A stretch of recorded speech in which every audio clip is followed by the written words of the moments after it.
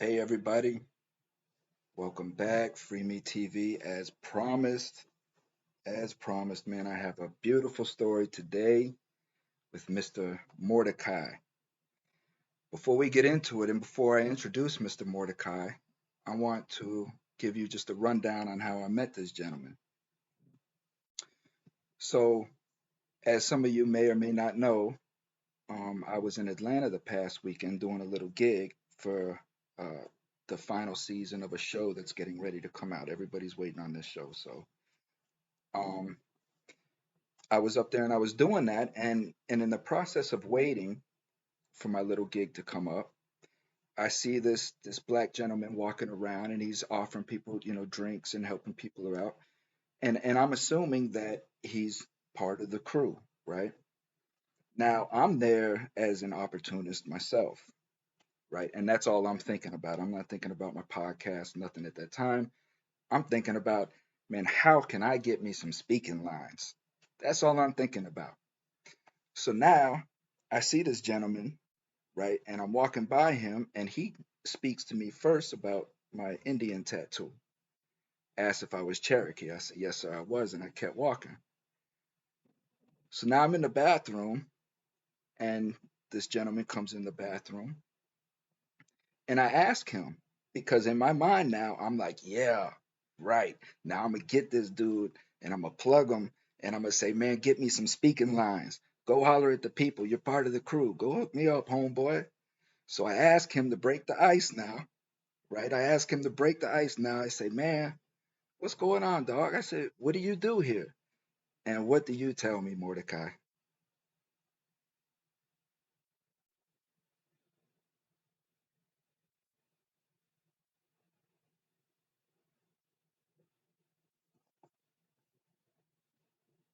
Gentleman comes in the bathroom, and I ask him,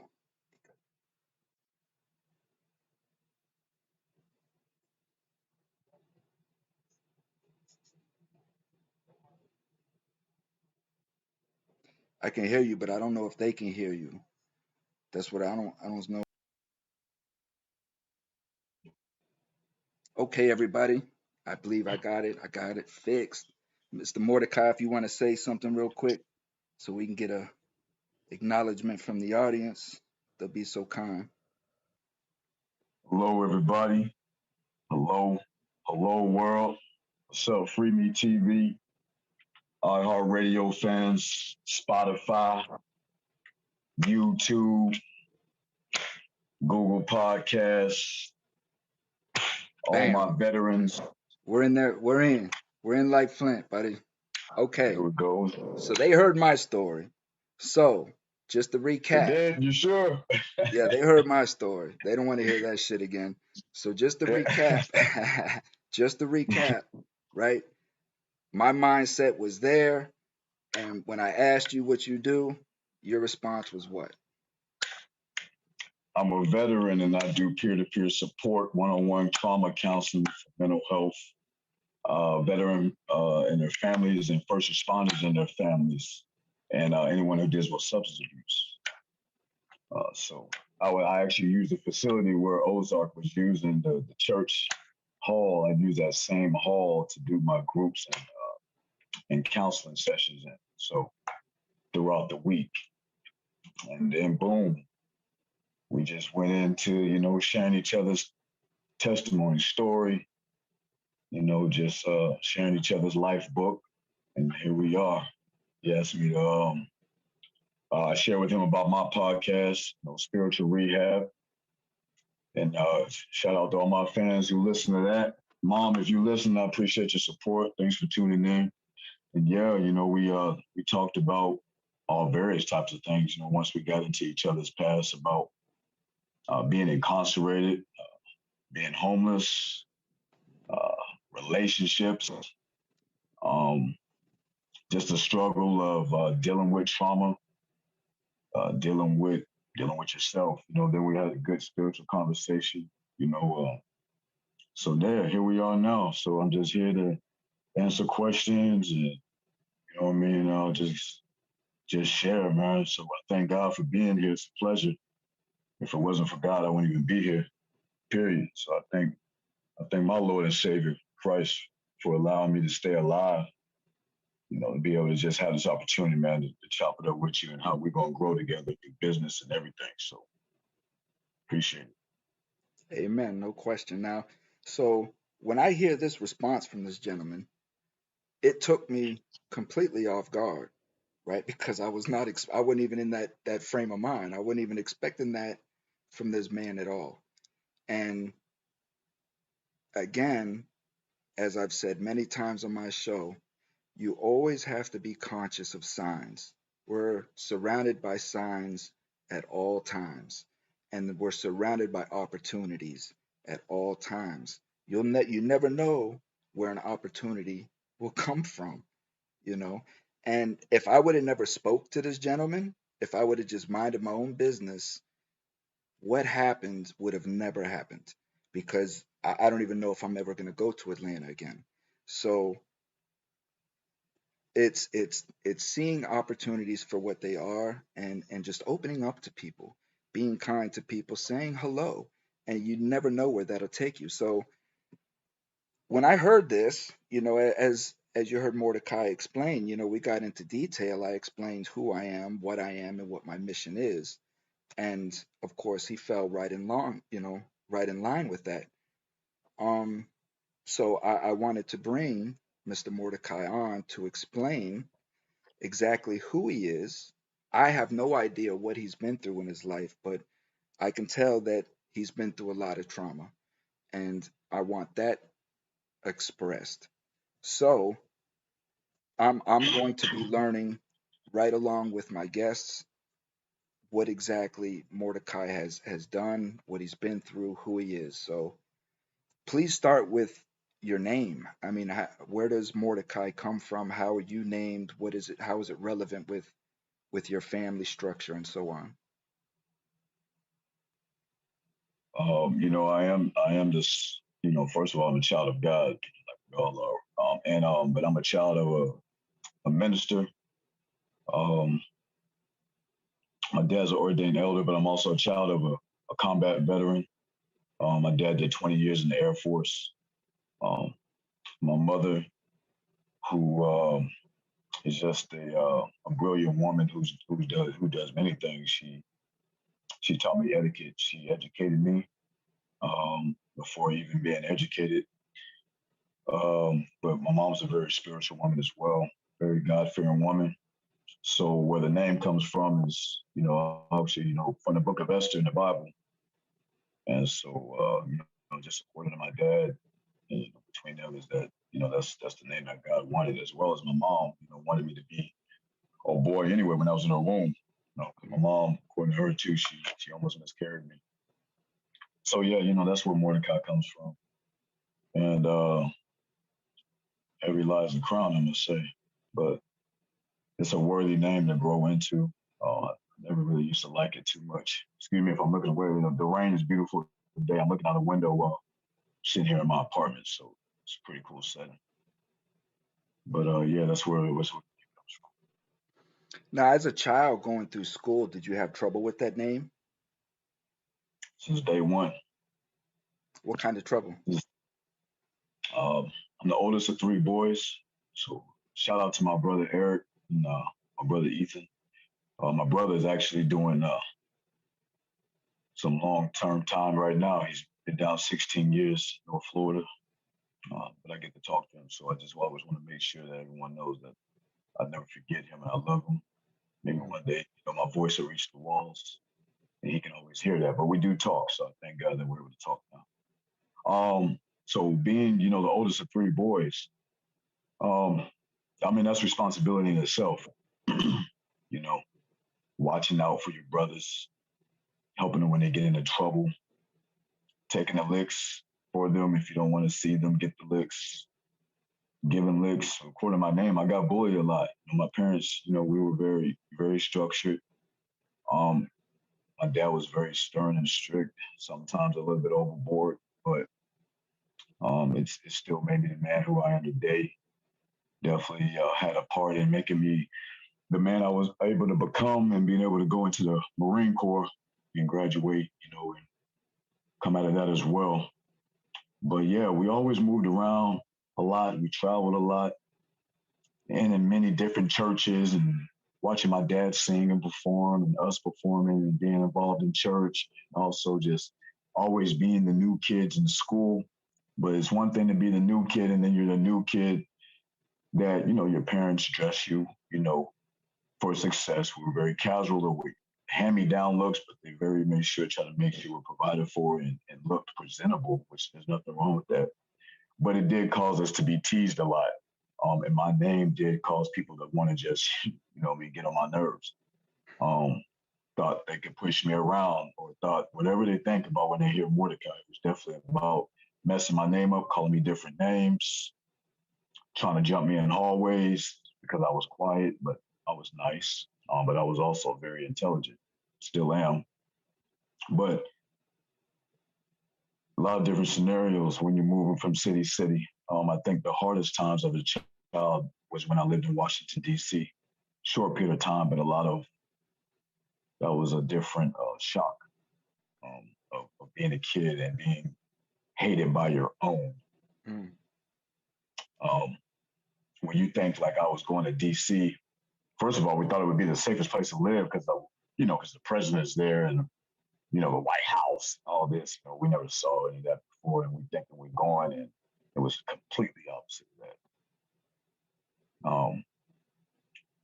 Very, very being around a lot of angry, young, angry uh, black children like me. We were brought up to be um, very universal in getting along with anybody. Definitely didn't understand what racism was because we didn't practice that. Didn't want to understand it. Wasn't only knew it was aware because you realize how people treat you. Um, but I've probably been hated more by my own than whites. You know, and I think that hurts. It hurts a lot worse. So I kind of got used to that, but then it turned me into more of an angry child. Plus, we were also dealing with issues at home. So you know, learn how to just roll with the punches real early in life. You said that you were more hated by your own than the whites just Yeah, because of your name. my name, the way I dressed, the way I looked. Being smart wasn't enough. It was almost like being smart was being a square. Being speaking properly was frowned upon. Um, so that added to bullying as well because then they think that you think you're better than them, and it's not even that. I'm just here in school learning just like you. I just retain the information and apply it. And I'm trying to get out of here just like you, but it causes a lot of friction. But then I was also athletic. So I was also able to get my respect when it came to recess time or PE, because I was track and all this and that. So, then you get that hated on because you're the best out there, or I'm just being me. And I just always just be me, just doing me. But you get tired of fighting after a while, man. I've given some beatings. I've taken a whole lot of them myself, but me and my brothers, we stuck together. We stuck together. So we were like our own little crew. The Miller boys, we were like our own crew, man. We looked after each other. The So the first time the first time you lashed back, how old were you against the bullying? like really lash back, I would say about 7 years old, 7, 8 years old, about to be eight. Um, really start lashing back towards my parents. I say like mostly my dad, wanting to be more violent towards him because of the abuse. I would say eighth grade, seventh, eighth grade. I was starting to threaten my dad. Mm. I didn't like the way he was putting his hands on us. Didn't like the way he spoke to my mother. Didn't like the hypocrisy between what he was standing for and what he was doing in his own home. Mm. So I thought, being the oldest, that I had the right to threaten his life as well because I always, a lot of times, thought my life was threatened by his. So it was two different types of lashings. I did a short episode um called Driving Thoughts, and I've only done one episode. As I'm driving around, sometimes I just have thoughts, and I want to share them. And on this one particular day, my thoughts were on hypocritical parents and how they affect us children. This do as I say and not as I do type attitude. My father was very much the same way, and it left me confused. And then again, I never had anybody to really talk about or understand why was it different? Why can you do what you're telling me not to do? You know what I mean? There was never none of that talk. It was just always because I'm adult boy, and you do what I say, and then later on I would just see him doing exactly what he told me not to do. So it was very confusing for me. You know what I'm saying? And it did Yeah, drive anger in me. So I can relate to that. yeah. But like I really thank God for my mom because see, my mom is a writer, wonderful writer, and growing up, one thing I will definitely say my dad was very strict about was just reading. Whether he, beat that in us or preached that to us, either way, I understood that reading was going to empower me. My mother really was very adamant about us, being literate, and so I always turned to like my notebook. I always turned to poetry. That was like the best way for me to really express myself. So a lot of times that, and then of course, I mean, I always really dig at least get the concept of praying. Mm. You know, which even now when I'm going through what I'm going through right now, it seems if you can get that down as being like a main coping mechanism, then it'll probably keep you, and it probably would have kept me from doing a lot of things I got into. But being, excuse me, being born militant and then going into the Marine Corps, the Marines really did a number on me. But there was always some positive outlet with that. And then me and my brothers, man, we had each other. You know, I thank God for my brothers. They always made me feel important. I know that they needed me, and I like it being dependent on and trying to do the best I could to help them and talk with them and be there for them and protect them because there's something about being needed and appreciated as an older brother that really made me want to keep going.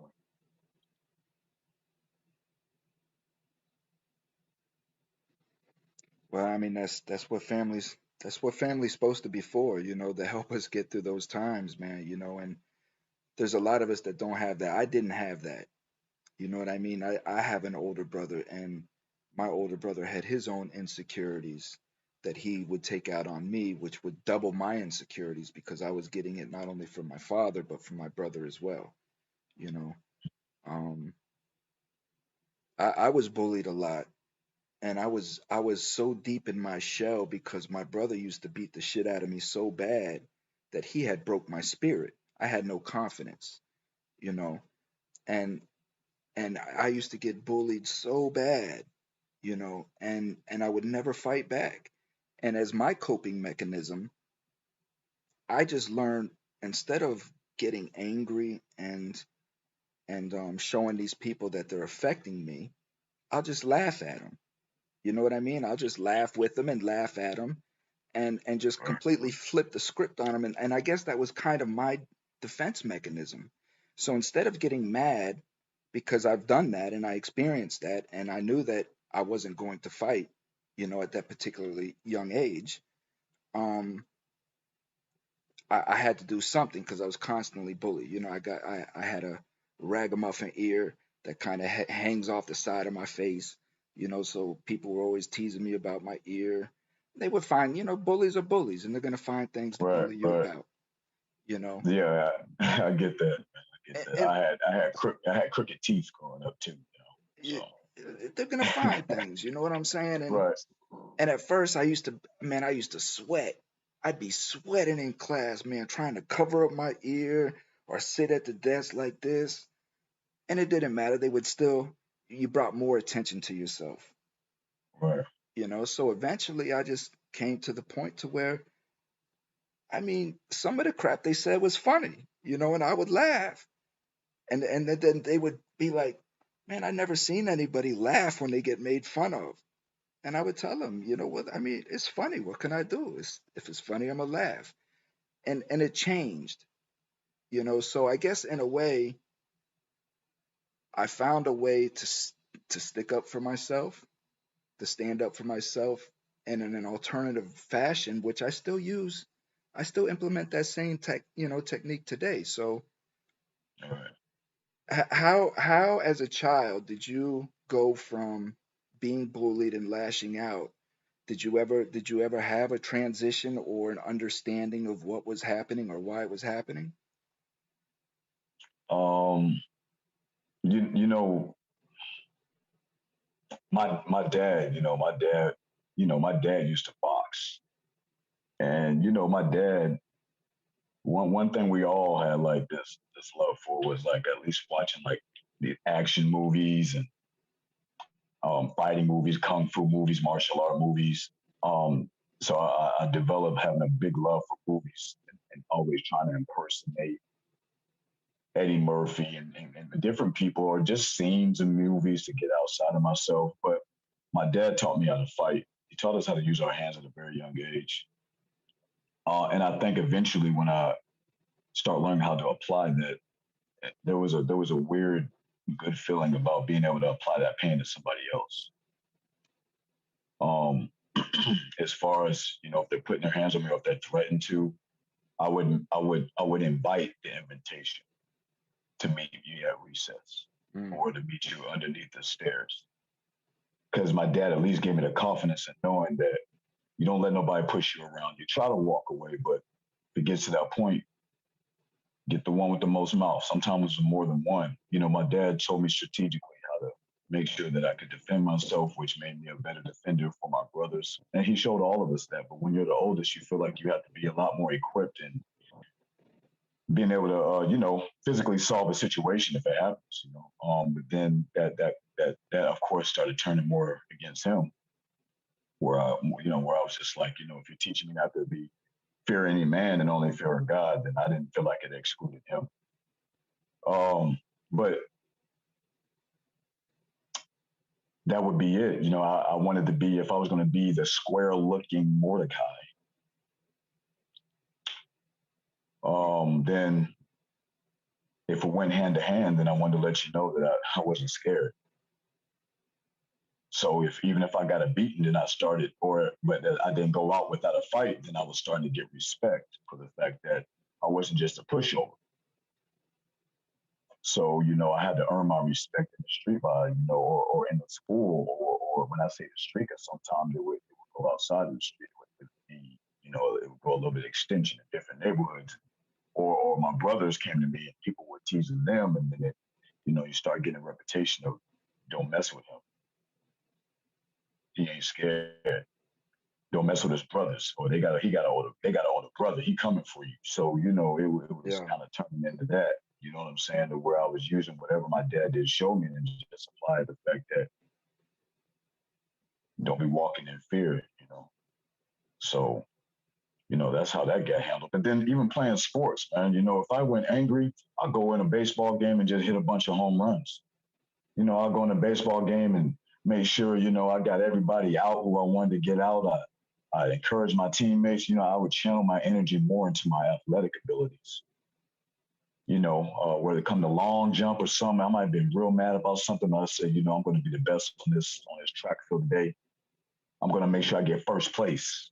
I'd be so angry just to I get first place. So I started channeling that into my sports, um, which made me feel better because it pushed me to be my best in other areas where nobody hated me. Nobody they appreciated Mordecai, but my skill, maybe not as the person, but they appreciated my ability to win. So I channeled it to become a winner. So, in how would you describe your childhood in one word?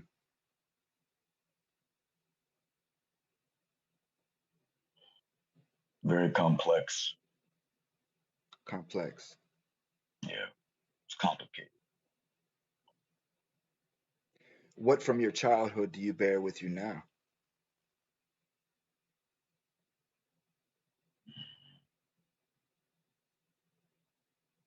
My relationship with God. Mm,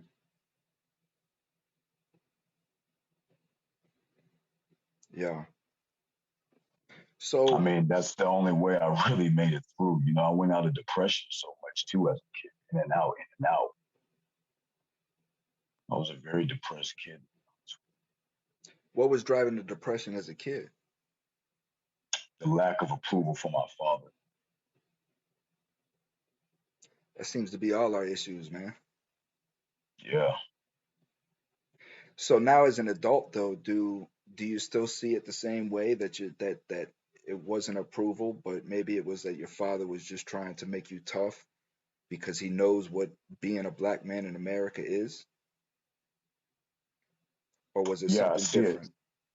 Um, well, I also know my dad. He is a combat veteran. You know what I'm saying? My dad was a military police officer. He did many things in the military. You know, I find out more now as we're older and we do have a relationship and we're able to talk.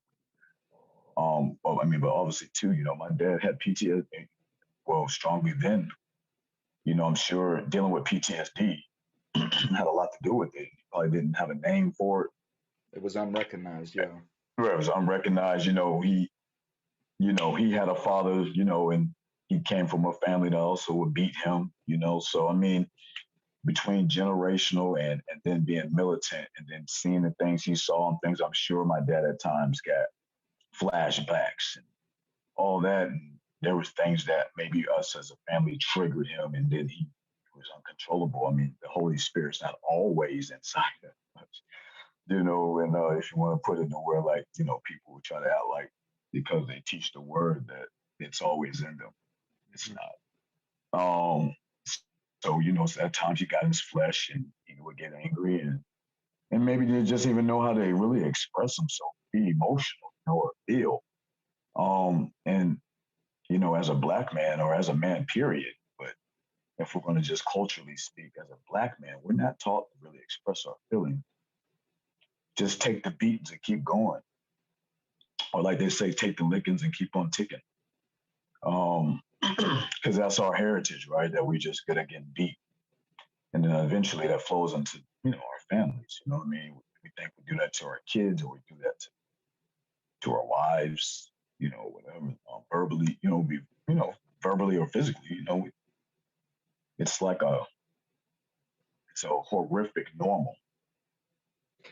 You know, I'm glad you brought that up, homie, because I've heard that my whole life, right? Black people don't black people don't talk about their feelings. Black people don't communicate about their feelings. Black people don't go to counseling, and you damn sure ain't gonna see a black person in front of a white therapist opening up about their problems. You know what I'm saying? So Right. you're taught this as a child that just suck it up, buttercup, right? But now, how are you dealing with that? Because you're bringing God into it. So when did God become noticeable in your life as a figure that you could rely on to get you through some of these times?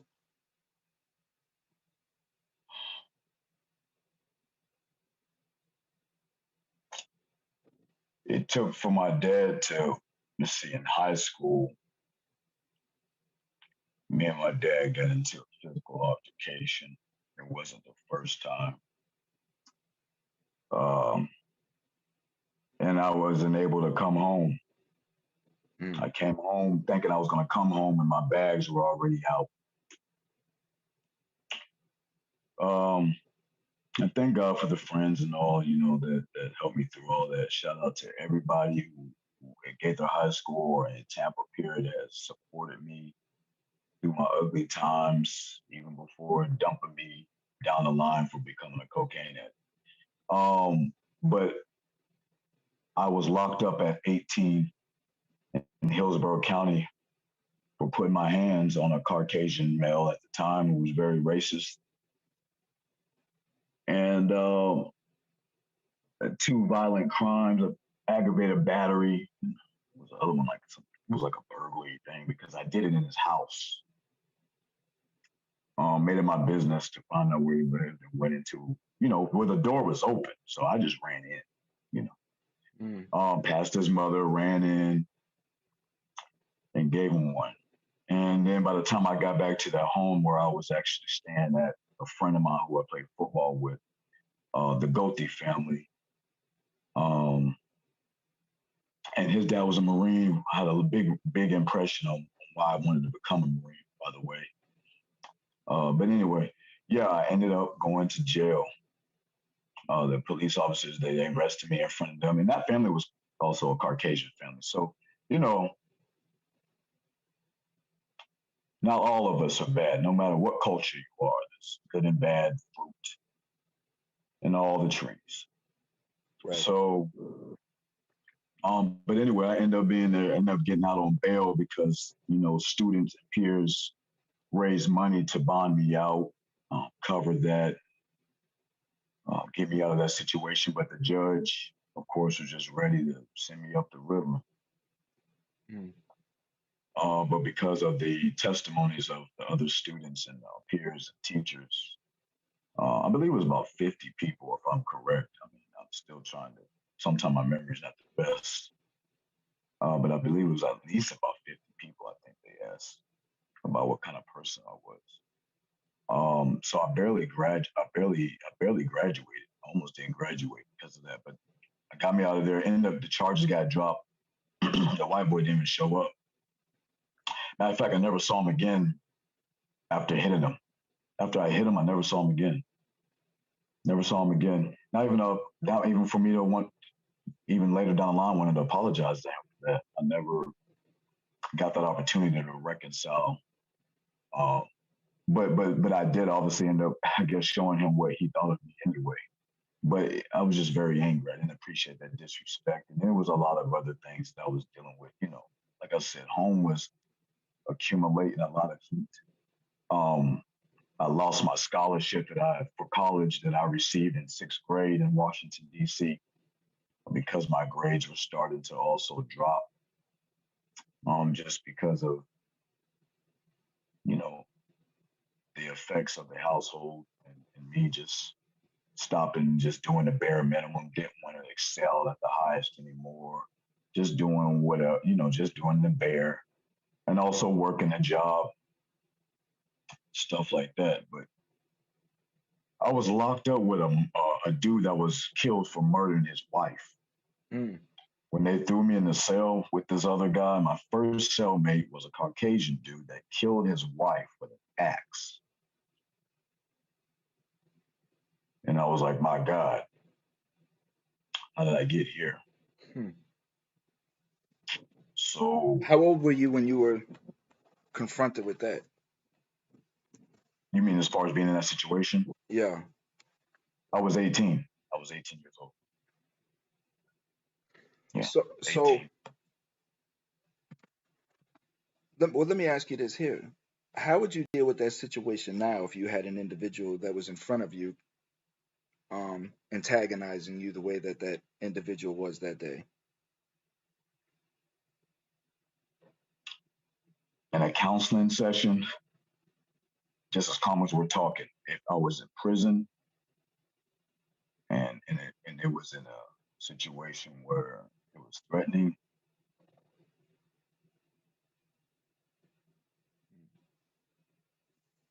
it depends what jungle you're in. Depends on the jungle, bro. So after all of that altercation, you're 18 years old, you're going through all of that. You're in a very dark and angry place, right? Mhm. Do you have any motivation? Do you have any goals? Do you have any like what is your mindset as far as, or are you just living day to day? At that time, um,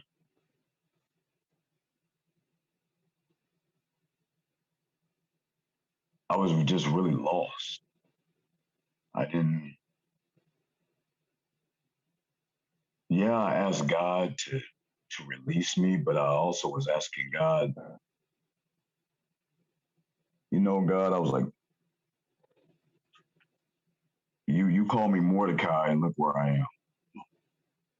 Um, I don't blame this on my dad, even though I was mad because I was like, okay, well, maybe if I wasn't kicked out the house, I wouldn't be doing crazy stuff. But it was so many different thoughts.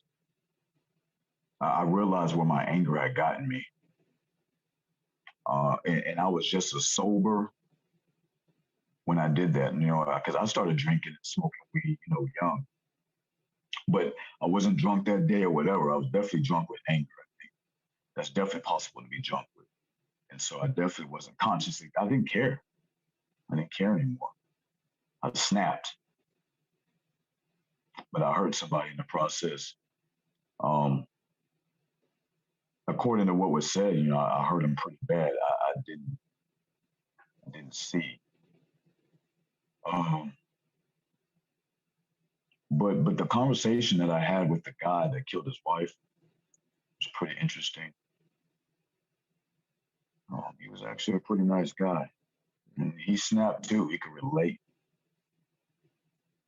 Uh, he really couldn't even explain like how he really got there to do that because it happened so fast. But Hmm. he regretted it so bad, and we actually prayed together every day that I was in there with him. Um, I don't understand how that happened, but I think it was because he would see me reading the Bible.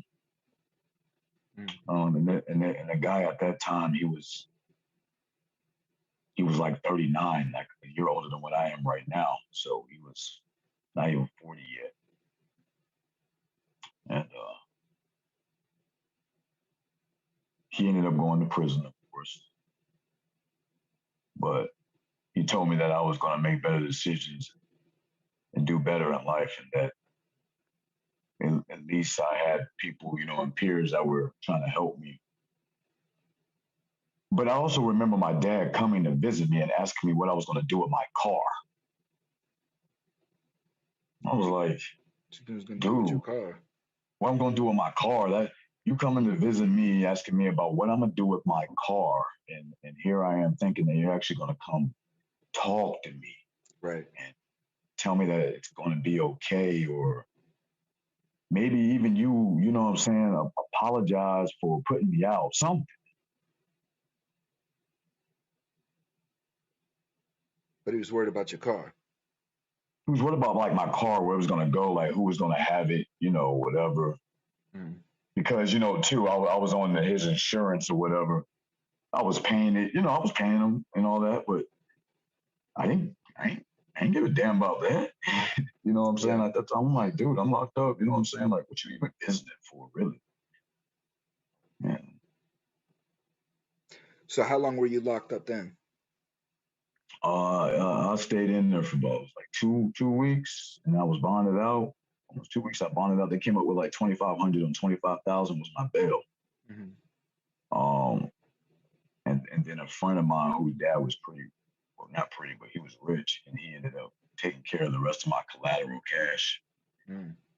and then ended up sending a limo for me to get out of jail with my friends. But then they had a big shindig at his mansion and stuff. It was cool, and I guess I just also made a good impression on his wife, who I used to volunteer and work with in the student affair office. So shout out to the Malou family. They were a blessing in my life. I didn't even know his dad. I knew his son. Well, I knew of his son, but I really knew his wife because we just connected about conversating about just life and everything. And he said, "My wife told me I had to get you out of here." Mm. So, um, that was God right there, of course. Did you recognize that at that time? Yes, I did. Yeah. I did. So at this time, you already had an affinity, with God. You already had a relationship. Um, How did that, where did that spawn at? Where did the relationship actually spawn at is what I guess I'm trying to, was there an incident, or where was it that, or was you just always, was your family just raised that way to just always believe in God? My parents always told me that I need to believe in God and believe in Christ and His power and His walk, and to know God for yourself. That they weren't always going to be there for me, of course, and that throughout life you be in situations where you will have to really get to know Him.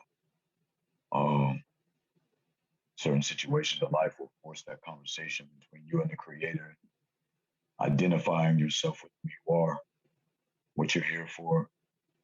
Um, I've been baptized at a young age. I didn't really understand that. I really felt like when I did that, it was not because I understood that had to be the process of salvation, but I did it also because I was told to. Yeah. I didn't understand like even what happened to me when I received the gift of the Holy Spirit. I didn't understand it. I didn't understand it. I didn't understand that it was even a gift. It happened and I was like, oh, okay. But I think again where I've been, I got locked up in Cobb County for terrorist threat. I got into an altercation with some police officers because in between that sandwich of going to the military, being discharged honorable from the Marine Corps, and then going into depression, start getting into drugs real heavy. And I was also promoter of clubs and nightlife, but really getting the drugs heavy. And I ended up slitting my wrist in my father's house in his bathroom, um, which was more on purpose. And that still didn't really work the way I thought it was going to. But I also didn't want to live anymore anyway. I was dealing with those type of thoughts and not sleeping well, having flashbacks. So um, even stemming from all the way from boot camp, just a killing mentality I didn't want to have anymore. With that type of switch, I'm an 0331 machine gunner, infantry. So just learning how to be trained to kill somebody in different ways is a crazy way of thinking. And then you mix that with being angry. It's like the default of how you want to handle every situation. And I ain't really like that type of thinking. So I just didn't want to live anymore. But that's what brought me to Atlanta, where my mom was actually staying in Marietta at that time. Hmm. She wasn't aware of my usage in cocaine. She was aware of, my drinking and smoking weed, but she wasn't aware that I was doing powder. Even before when she came to visit me, when she was going through some things herself to get away, she came down. I was actually even selling it for a little bit, not like on no big scale, but selling it to make it a party favor at times for me and dealing with females, or just because I knew people like to party and they like to have it, and I got caught up in it.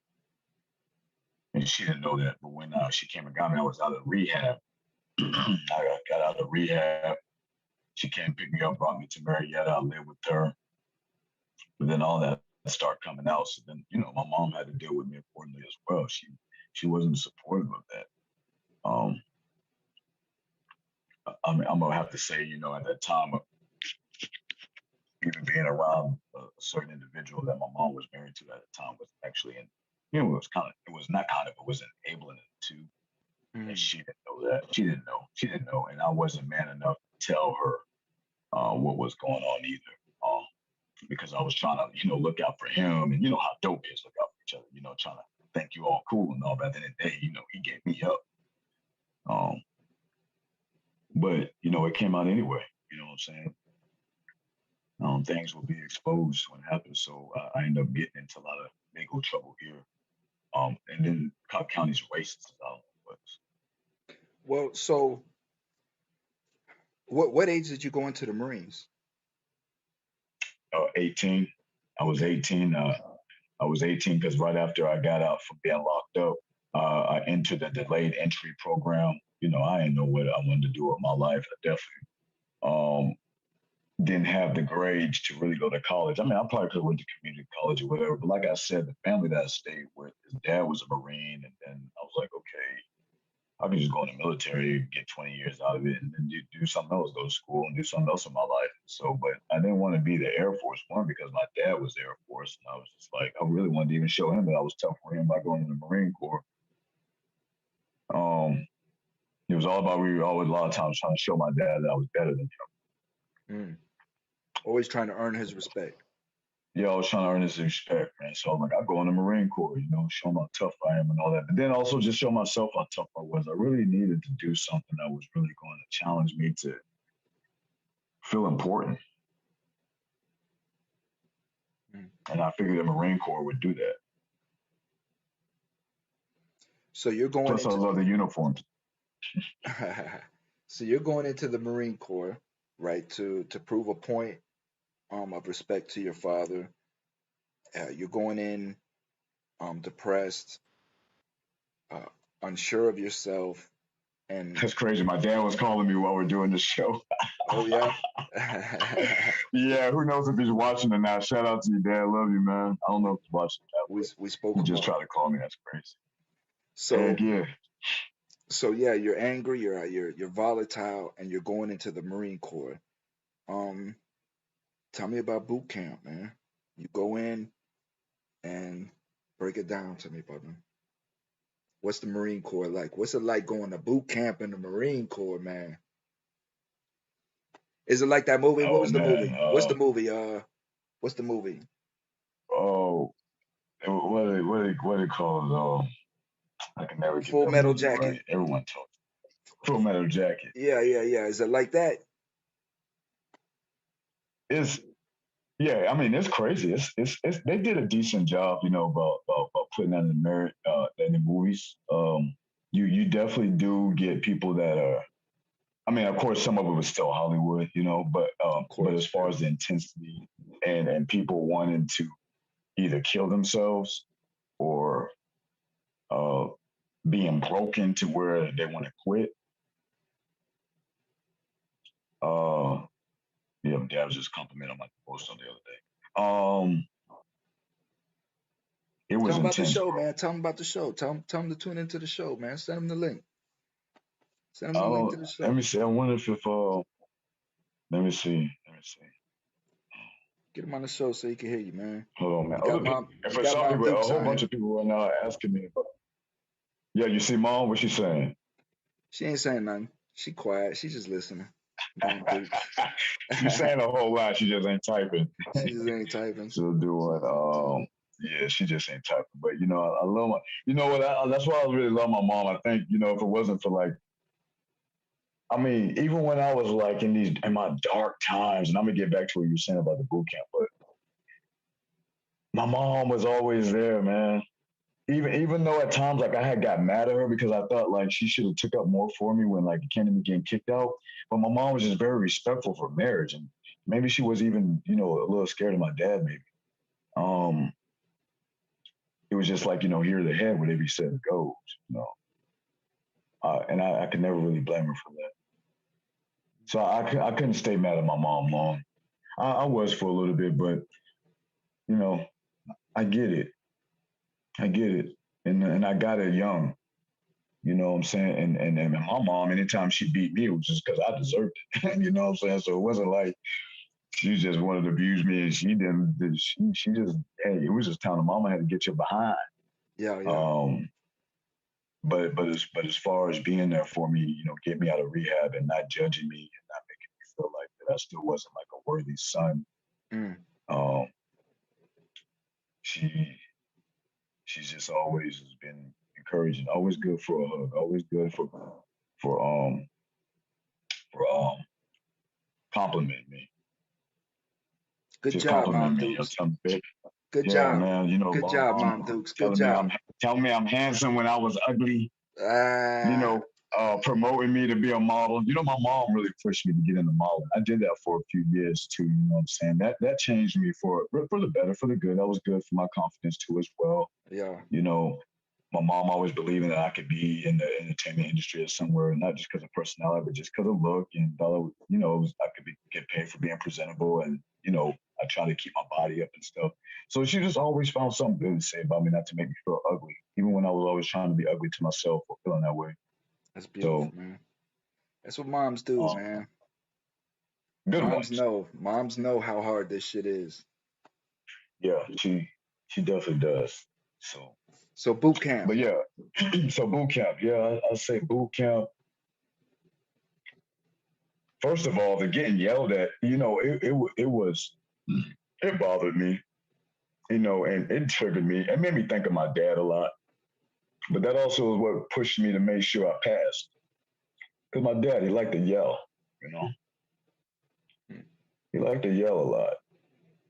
Not just because even when on the pulpit or preaching, but he, he liked to yell. So, I mean, even in that aspect, when they would get yelled at, but they're very intense with it, and they will call you everything in the book to try to diminish you, to keep you from performing. Hmm. And and then the physical aspect of it, I never rappelled off buildings, towers. I swam, but I didn't have to swim with gear. I mean, there were so many different obstacles to learn how to accomplish at a fast rate, even though I knew I was going to be there for 3 months. Hmm. With barely having anything, the bare minimum of food, and it's just another intense way of surviving. I saw people in there even, that died because of intensity on their body, or maybe they weren't in good health and they got through. However it was an intense level of stress, which how life can be, Hmm. very stressful, but so a lot of times I compare life in boot camp to even just give myself the confidence that I can get through it. But I got funny stories about boot camp, and I wouldn't care about talking about it now because they can't like indict me or nothing about it. But just to have something to eat, there was a lot of people that would try to get caught in going inside the chow halls late at night, like really using the skills you're learning to break into a chow hall and get food. I was woken up one night with a cheesecake, and I wondered how that happened. And Wait then a I minute. partook on that. What do you mean you was woken up with a cheesecake? I was woken up with a piece of dessert, bro. You don't have that's like the stuff that the drill instructors eat and everything like that. You know what I'm saying? When they eat food, we definitely weren't eating cheesecake and cookies and Subway sandwiches and Krispy Kreme donuts Okay. unless you stole it. And in the military, stealing's just not allowed, bro. Right. But a couple of my recruits at that time were waking up in the middle of the night and paying fire watch to count them as being counted for, and they were tactically going into the chow hall and stealing food to eat late at night because we weren't eating like that. We were eating, but we were nibbling, you know what I'm saying? So we were hungry. I mean, hungry, hungry enough to do what eventually I ended up doing myself. Mm. So I did engage in that type of activity to feed me and the other recruits. But we started paying for it because uh, started gaining weight, and that was making the training a little bit tougher because I started feeling the weight. Other guys just, yeah, you're eating at night, but you got to work that off the next day. You start feeling like you're not moving how you're able to move, and then you Yep. start actually appreciating the fact of why you eat portions. But eating late at night and gaining weight, and then Straight carbs thinking probably you, too.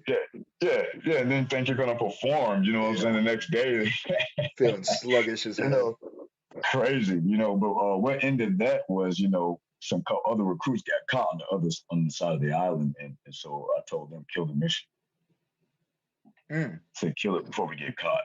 And they respected me. You know what I'm saying? I was a leader in boot camp anyway. I was squad leader for a while. At that time, I was actually squad leader, but I wasn't squad leader when I graduated. But I got PFC real quick in the infantry school. But I told him I was like, this is dead. Forget about it. Everybody was just gonna work, keep finishing this out. It was fun while it lasted, but if we don't stop now, we're done. And I didn't want to be booted out and walk in that type of dishonor and piss my mom off or anything like that. If that had happened, me coming home like that, you know what I'm saying, like getting kicked out of boot camp because I wanted to steal Krispy Kreme donuts and cheesecake at night. Is this the first time that you're really away from home, away from your mom, away from your dad, by yourself on your own, making your own choices, doing your own thing?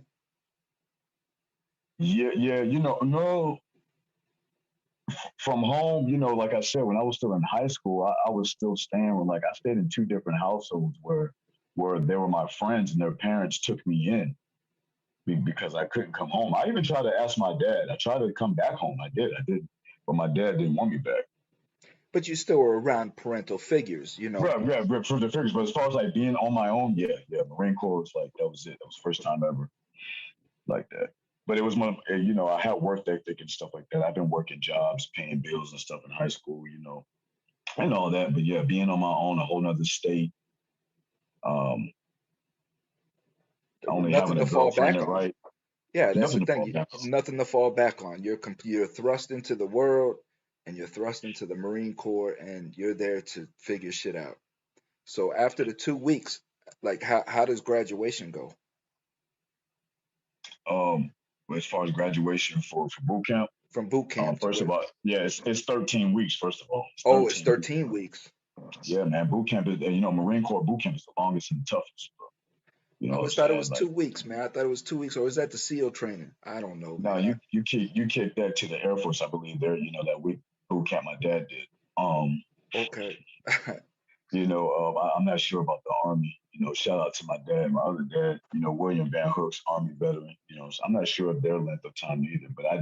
But everybody knows the Marine Corps boot 13 camp training, weeks. Okay. 13 weeks. Yeah, but that graduation was, hey man, I earned that. I earned that every inch of it, every blood, sweat, and tear of it. I earned it. I earned that. I'll always wear that experience. Nobody can ever take that from me. Can nobody ever even tell me I didn't do it because I did it, and the government knows it. My mom didn't recognize me. She walked right by me. She was at the graduation. Her and my dad came, but she walked right by me. Like she didn't recognize me. I had, put on some muscle weight. I had been transformed. So, Mm. and my demeanor was definitely. I had a killer look. I definitely didn't walk out of there with a smile. I still had that bearing, which is hard to get rid of. That that I'll kill you bearing. What was it that switched you? I mean, what part of the training does that to you that takes you from that just that angry little boy to a stone cold killer in 13 weeks?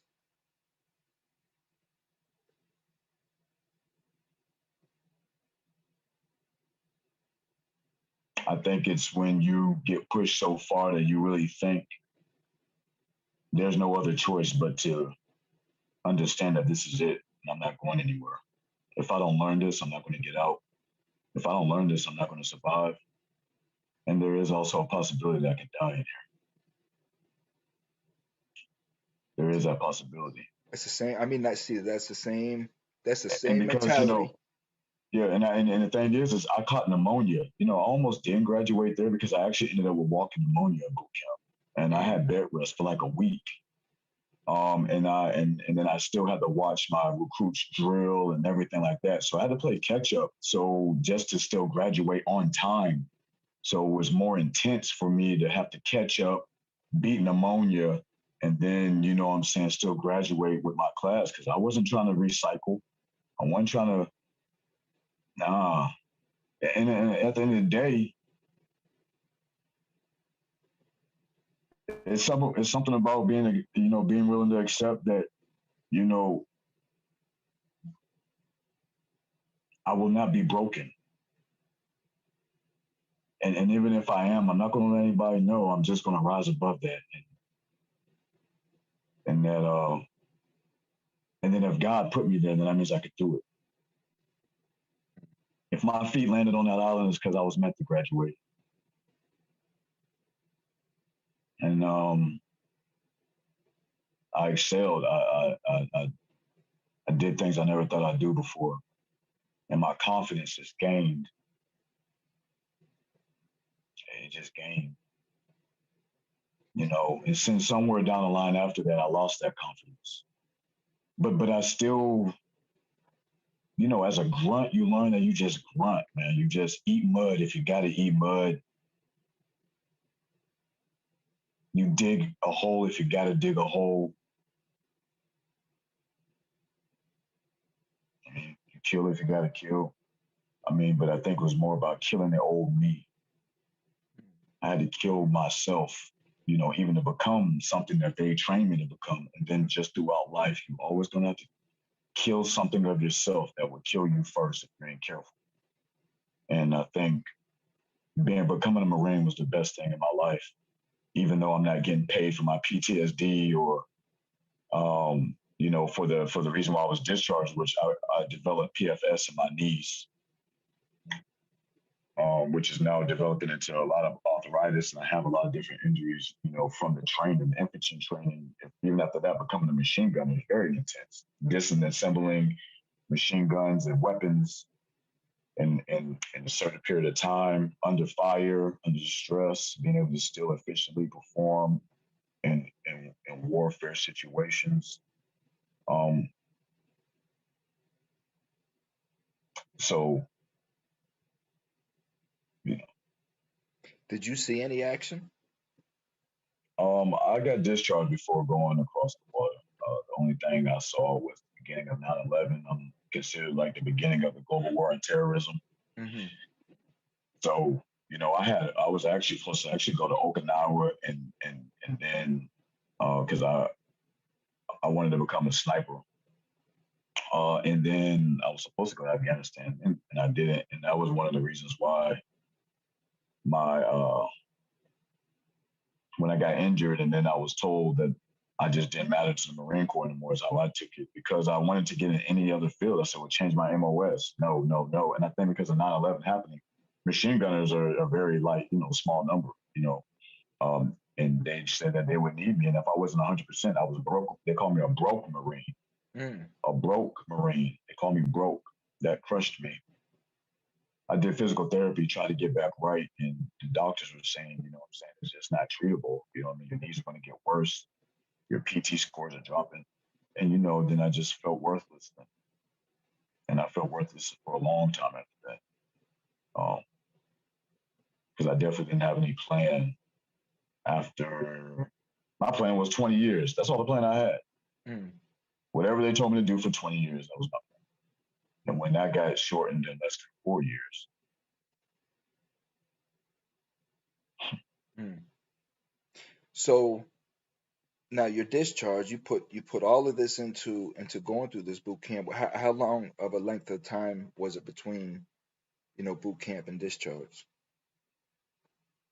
uh, right under a little under 3 years, so almost reaching 3 year mark.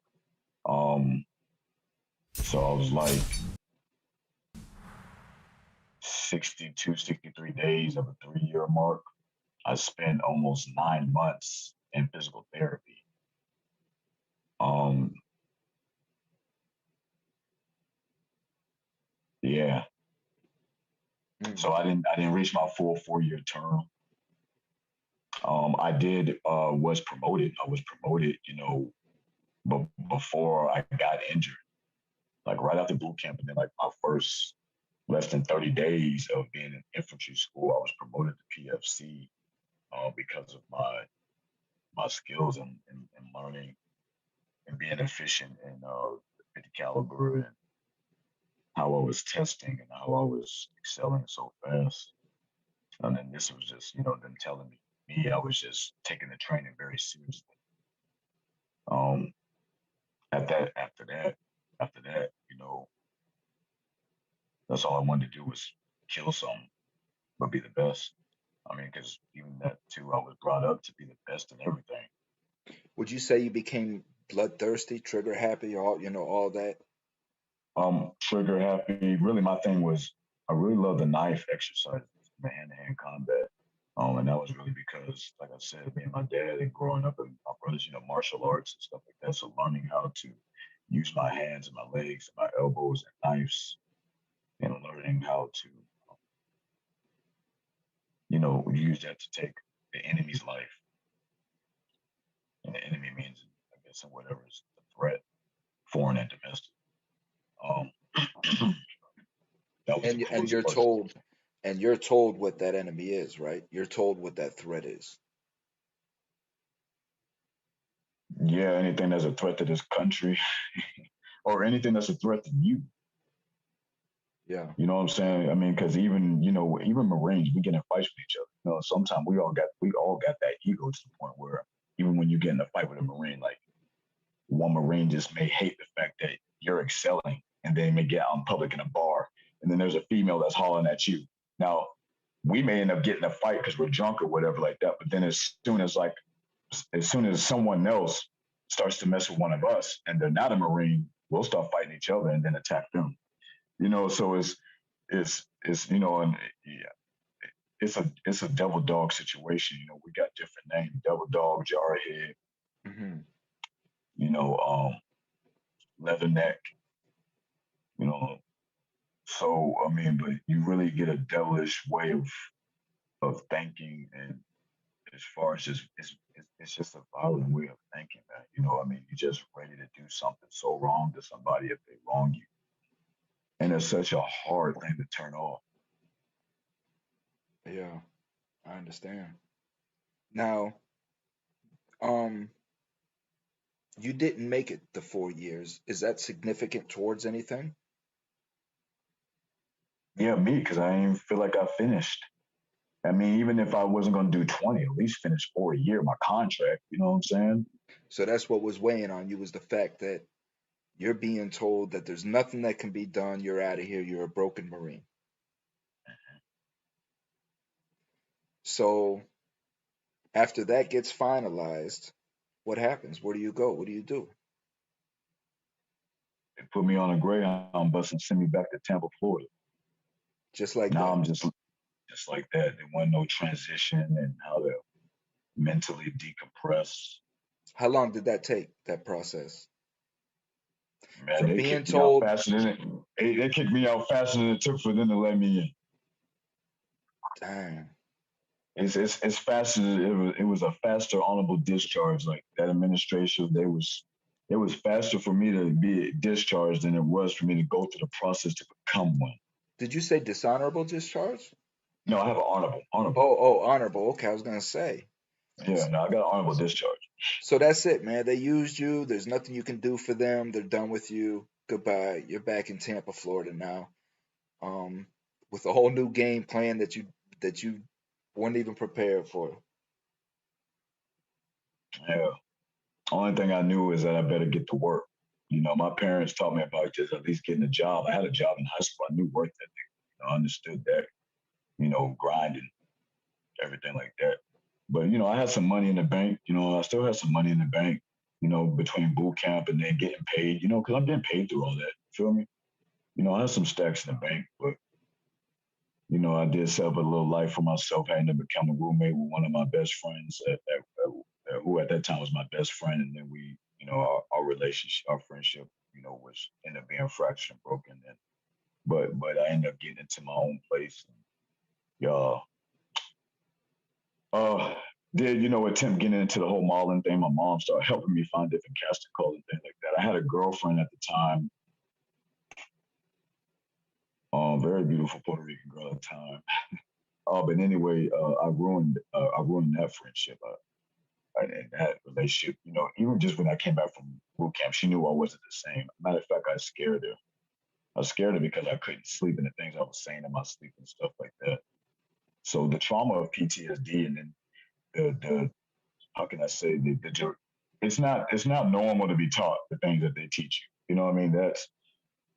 It's just you know. But anyway, I was always like lashing out, getting angry fast. It didn't take much to set me off. But then I started drinking real heavy. Smoking weed a lot. Hadn't reached the cocaine part of it yet. I was in sales, sold cell phones. I've always really been good in connecting with people, like putting my issues or hiding them, which you learn in church too. You learn how to hide yourself, make it seem like everything's okay. So I learned that pretty good when I was a kid, but it never really helped me eventually. Hmm. because of course it's just compression. But then the Marine Corps, they just numb you, bro. Ain't no feeling nothing. You know, you can't feel anything to kill somebody. So it's almost like practicing like becoming having a hard heart in a way. But I've always just had a heart for people. I love people. I really do. I just had a hard time really loving myself for a long time because I didn't like what I was becoming. Mm. But I could love others better than myself.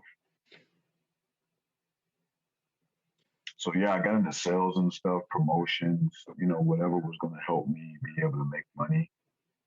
And the VA rejected me when I tried to go like talk about my mental because I didn't have a disability rating. So since I didn't have a disability rating, like they didn't want to deal with me. So I was just trying to just working this job, trying to fit in too. You're coming back, from high school and people are, already somewhat still thinking you're that cool homecoming king guy, Mm. or they think you're tough because they know you got out of the Corps, and all that. At the end of the day, man, we were all jacked up. Everybody just doing drugs and partying. That college life I was caught up in, and I never even went to college. Didn't even know I could maybe even use a GI Bill to go to college. Um, Fast forward, Well, that's you know, that was my question. Like they, the military, as they're putting you out, they didn't offer any solutions. Hey, listen, man, this is available to you. Let's no get you into resources, this bro. program. Nothing. Just Nah, nothing, mm. nothing. And when you come home, man, you're just another nigga, man. At the end of the day, to society. I'm gonna say that straight up. They send you home like a prisoner. I mean, that's how they sent. That's how they It's sent the me same. home. It's the same way, bro. They put me on a Same bus and way, sent my dog. ass to Tampa and told me good luck. same thing. I hope your DD 214 works for you, there, buddy. Yeah. So, Because they don't treat you honorably when you get out. When you sit down in an interview, man, and someone asks you, "So what did you learn from the military that can help you apply for this position?" And you're like, "Oh man," And I then could they show say, you. "Oh I yeah, could so you show you just," better than I could tell you. and then they just like, "Oh, so you just know how to kill people." I hear your Marines are crazy. That's how they talk to you. It's like even having a record of being a Marine is just as bad as having a record of being a felon. Yeah, especially with all of this going on now. All of these shootings and whatnot. People are feared of our military now, our soldiers.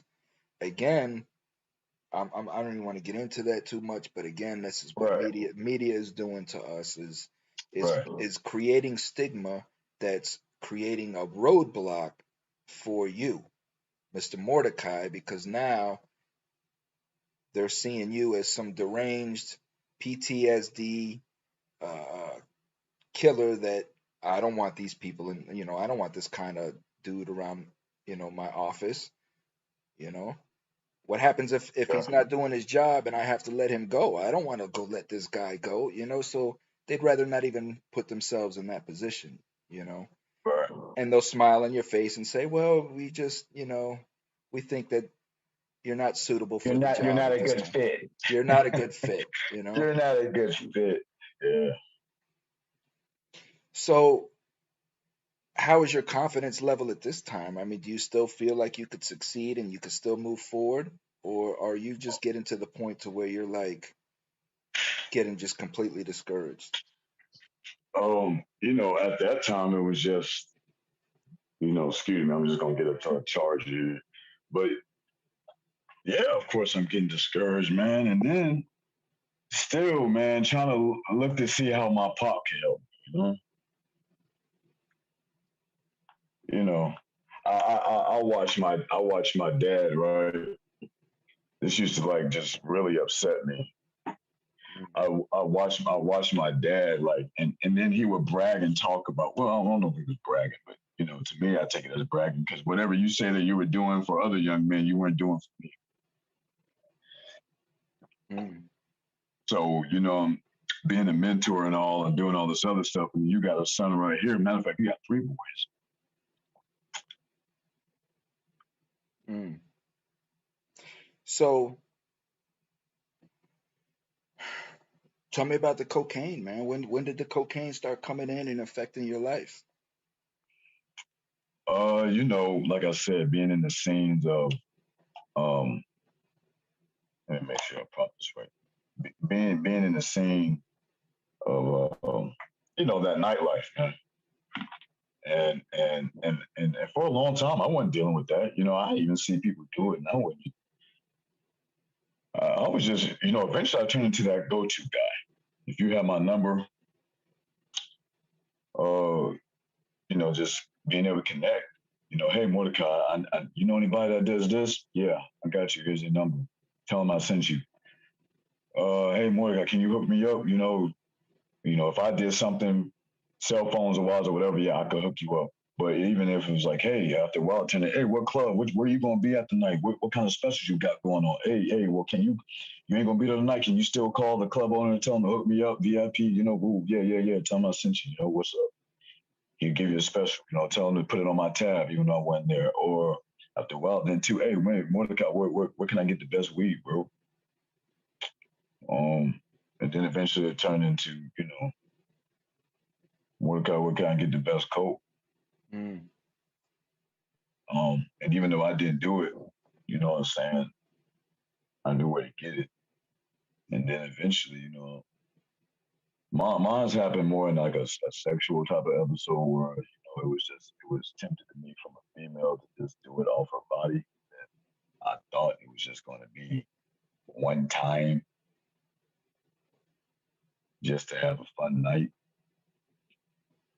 And it turned into a deep hole, but it was a fun night. Well, cocaine's fun, and Yeah. I'm not, I'm not again, I'm not putting it out there as something to do. I'm not To glamorizing it. glorify, You know yeah. what I mean? But I am a firm believer again in responsibility and knowing what it is exactly that you're getting into and understanding what it is and responsible use. But we don't do that when we get into the drugs because there's no education there. We're not educated about it in school.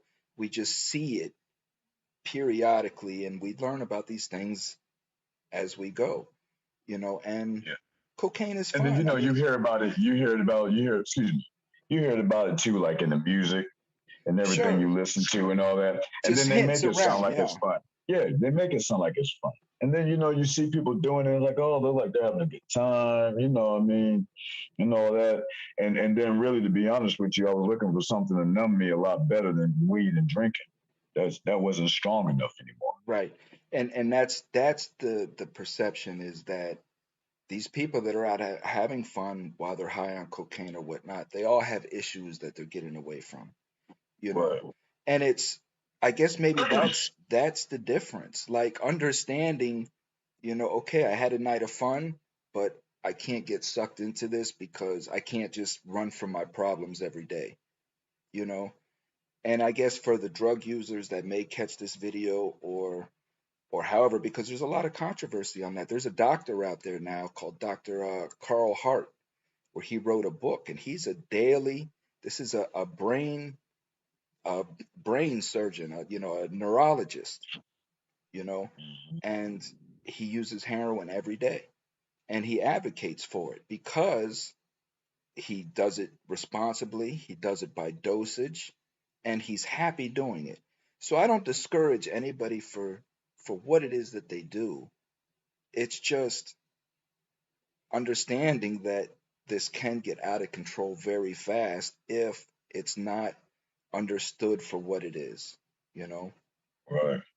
And just like yourself, myself, and so many other people that have been fighting lifelong addictions, we use it as an escape tool because it helps us escape, and we never want to go back and face that reality. And then before you know it, 30 years goes by, all our teeth are gone, and we're a completely different person, and we're still running from the same issues, you know? Right. And I think when on the spiritual sense, when you start realizing what becomes your God, what you start idolizing to to make you whole or whatever. where that's like, can you still hear me? Yeah, I can hear you. Okay, I guess the thing's like beeping to let me know it might be getting low. But Hmm. and I'll just switch it off. But yeah, with that being said, it's just that can't be the answer. And for a long time, that was my answer. Oh man, I'm going through this, whatever. Well, let me go get a bag. I'm gonna figure it out, but I gotta go get my bag first. And then if I go get the bag, then I gotta go get the chick, then I gotta go get the drink, then I gotta go get the weed. But I made sure that I made enough money from the club that night to make sure I afforded all those things, even with my bills. And I budgeted it for it to be an answer, but it was like, like how you keep a pack of cigarettes. And plus, not only that, I ended up smoking cigarettes for a long time. I started smoking tobacco in high school, but in the military, I went from Black and Miles to Newports or Marlboro Reds. That was just something we always did in the field too. Smoking cigarettes. So I also smoked cigarettes, which I don't anymore. So, so many layers of addictions just for me to deal with myself. And after a while, eventually you gonna hit a different bottom. You know what I'm saying? And mine ended up being, suicide. So Well, sure, because I mean, you run out of options and you run out of alternatives to escape this dilemma. So what was it exactly that you were just having the issue with? Was it the fact that you didn't know what to do with your life? You went into the military to kind of show your dad up, and now that didn't happen. So is all of that is what is weighing on you? yeah, it was a mixture of a whole lot of things, man. I mean, if anything, it was like I didn't know how to cry out for help. You know what I'm saying? Because you're a killer. Right. You like, oh, I can do this. You know what I'm saying? I'm a Marine. You know what I'm saying? I'm gonna beat this, like everything. But all through them years too, I wasn't. Let me turn this off. Can you hear me? I can't hear you. All right. Yeah. So I wasn't praying at all. Like when I like even reminisce and I think about it, and I can literally now see like the those times Hmm. there was like no communication with God at all. Like honestly, none. I would barely even pray for my food. Um, and I see that once down the line, like say when I got to Atlanta and I got locked up in Cobb County. And this wasn't the time that ended up sending me down to prison, but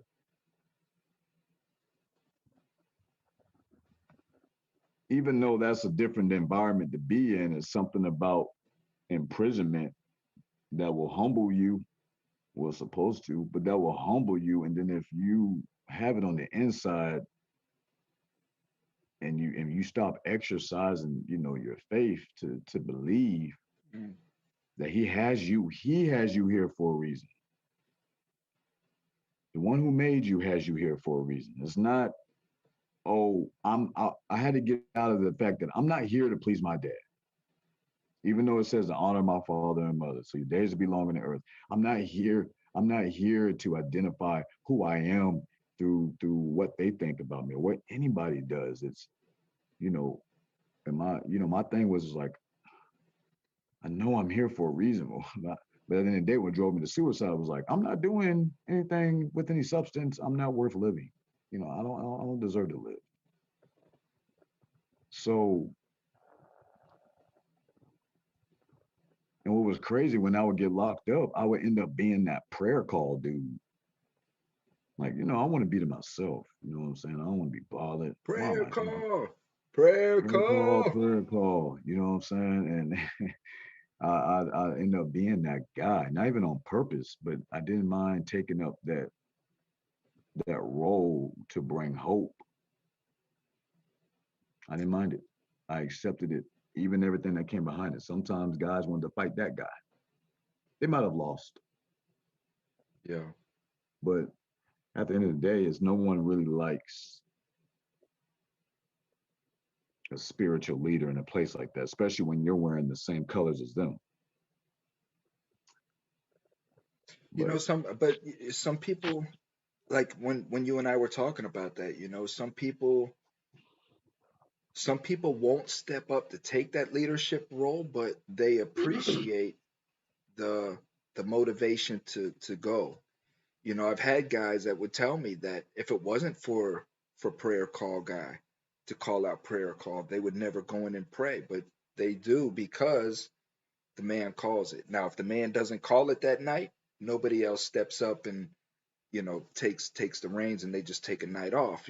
But I think what it is, it's we used to make fun of these guys, and yeah, they would go in the prayer call and they would all sit in there and hold hands with each other and pray together and then be fighting with each other the next day, and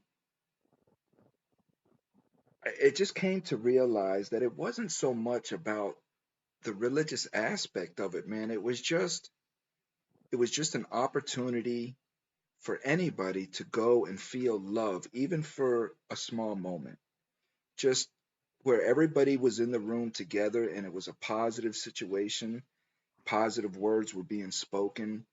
right, Nobody was angry. Everybody was humble in that moment.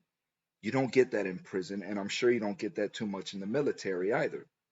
So right, it's when I started looking at it like that, and stopped calling these people, oh man, you're a hypocrite, this and that. I was the hypocrite. You know what I'm saying?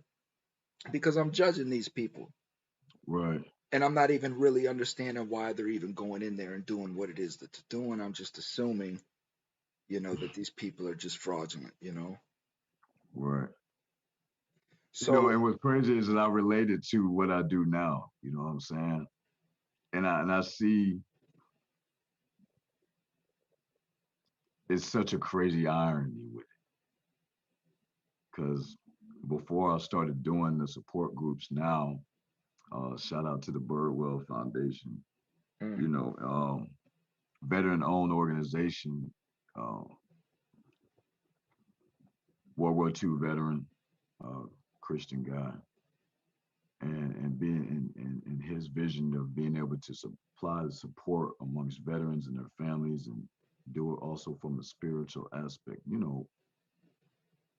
encouraging a relationship with Christ to help you with your walk through your traumas, and then serving by giving into communities and helping each other and finding resources for our families to be able to be empowered and to keep us from killing ourselves, literally, because the suicide rate for veterans and even their families, but for veterans, you know what I mean, and all that. I was doing research on the personnel, like while people are still active in the military, they're killing themselves. Some of them don't make it out because they took themselves out before even getting discharged. You know what I mean? It's ridiculous about suicide, man. But even to anyway, this day, yeah, yeah. As a matter of fact, on my show, I started talking about that before our computer blew up. I started giving those numbers out because I was promoting the first week of my group happening and everything. So, I researched those numbers on military personnel in have taken their life while they were serving. They, so it also tells you, you know, what I mean, there's no help within the inside the military. I mean, or it's not being encouraged to be a part of your life to deal with yourself on a weekly basis while you're doing whatever it is you're doing for this country, or to figure out what's going on with people while they're serving, let alone when they get out and then you don't have no I mean, good God. I mean, for like the Air Force, I believe it was just the Air Force alone, I think it was like last year, and this is like in the middle of the pandemic, the numbers I saw, it was like 130 something people had killed themselves mm. just in the Air Force. I mean, I'm like, okay, well, I they're not even remember a them Marine. showing a little bit on the news, but they Yeah, they they clipped it off the news quickly after about the second or third uh, uh, suicide. You didn't hear about it on the news anymore. yeah, but so, I mean, anyway, and I'm just taking all that fact, but as far as, what God said to me, when it came up an opportunity to be able to give back because even what I do right now is volunteer status. I just received my certifications by passing my exams literally not even 30 days ago. And in the midst of even me struggling just to, hold it down for myself. But all in all, he was like, if I could use you while you were in there, while you were an inmate, what makes you think I'm not going to use you when you're out? Mm, And I know that it's still my calling to go back in, but in a whole another aspect, not by going in by getting in trouble. Because thank God I just got off a probation officer a couple weeks ago.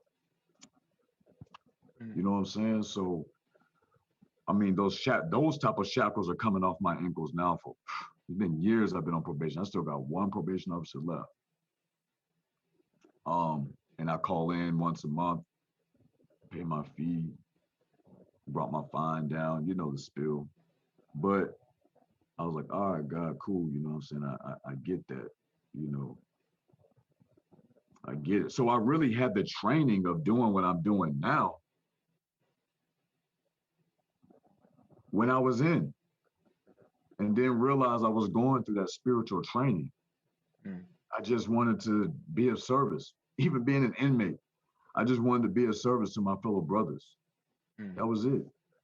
Because I needed the hope as well. So I Right. figured if one person's coming up to me and said, "Will you pray with me, bro?" Because I don't know if anyone else in here wants to pray. Yeah, dude, I'll pray with you, man. I'll pray with you, bro. I'll pray Do with you you. think do you think you was doing all of that because like deep down you're just looking for love, you're looking to be appreciated, loved as just a human being and seen as valuable in some sort? No, I mean a small part, but really, I saw my dad do that for people. No matter how much, you know what I'm saying, I'd be mad. I was mad at my dad for all this and that or whatever. And then there's no man of God that's perfect. Mm, I had to get to that point. That my dad he had flaws. I had to grow up to realize that at least my dad wasn't a dope head. My dad didn't drink. You know what I'm saying? Yeah, he was a military man. I watched my dad preach the word. Yeah, I mean, overall, I had a good pop. mm, You know what I'm saying? And my dad, I saw him pray with people. I saw my dad be appreciated for giving hope. I mm. can't complain about having a dad like that, even though he had flaws that people didn't know about. And at the end of the day, I was like, it was because I was trained to do that, even if I didn't like indirectly it being taught, you know what I mean? Like, or whatever. I saw my dad do these things. And so I know that the power of prayer can help people in a present time of trouble or a low space. And I knew that if there's anything you can give anybody, it's just a little bit of your time to care. Yes. That could be the biggest thing to somebody, man. That's bigger than winning a Olympic gold medal. You know what So I'm saying? listen, Especially when you're in prison. we got Mom Dukes on with us. I don't know how much she knows about this and how much she don't, and how much is this is news to her. So, um, do you want to go into the suicide or Yeah, I mean, my mom knows me, man. My mom knows that I'm not ashamed of who I am and who I was because it's all of who I am. My mom, she knows that. And if anything, I know my mom's prayers and her encouraging me to just keep on keeping on is the main reason why I'm here to be able to have this interview and hopefully it reaches and touches somebody, you know what I'm saying, to just keep going. Mhm. And so, my mom, she was there for me in my addiction. She was there for me, still is there for me. And me coming out of rehab the first time and just being able to pick up the phone and I could call her even while I was in different rehabs, because I've been to about seven of them. Mm, You know what I'm saying? In and out here between Georgia. Though I've only been in two of them in Florida, But between in Georgia here in Atlanta, man, I've been to the stankiest, raunchiest state ones to the lavish ones for private insurance. You know, so no, I don't mind that. It was a scene from Godfather I saw. I don't remember which one. When dude slit his wrist while he was in a tub. You Mm-hmm. remember that one? Mm-hmm. I think it was Godfather. Is that the second Godfather? I Or can't remember, so? man. It's been so long since I watched those, man. I think But it was the anyway, first one. You're talking about the, yeah, I think it was the first one. yeah, when he was in the tub and he slit his wrist, it was like Mm-hmm.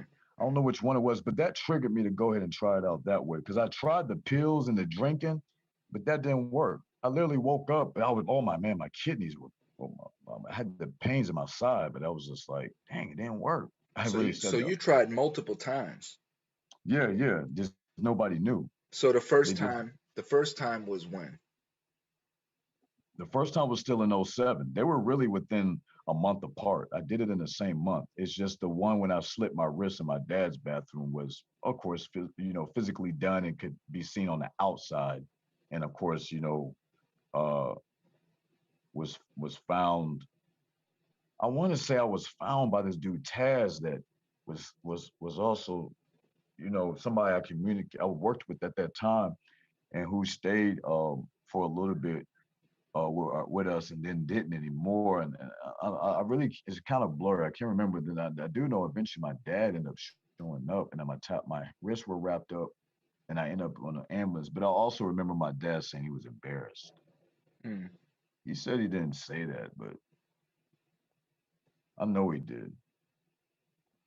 But he also has apologized for it if he said it and he didn't remember. But I heard that faintly when the people were, EMT was asking him like, who is this your son or why did this happen? And I heard him saying like, I don't know why he did this and stuff like that.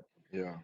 But I'm sure there was a scene, because people know who, people who do know my dad, they know, he's a man of God and stuff like that. So I'm sure, yeah, it was embarrassing for him, but whatever. I didn't care at that time, but obviously even around that time, he visited me for a short period of time one time.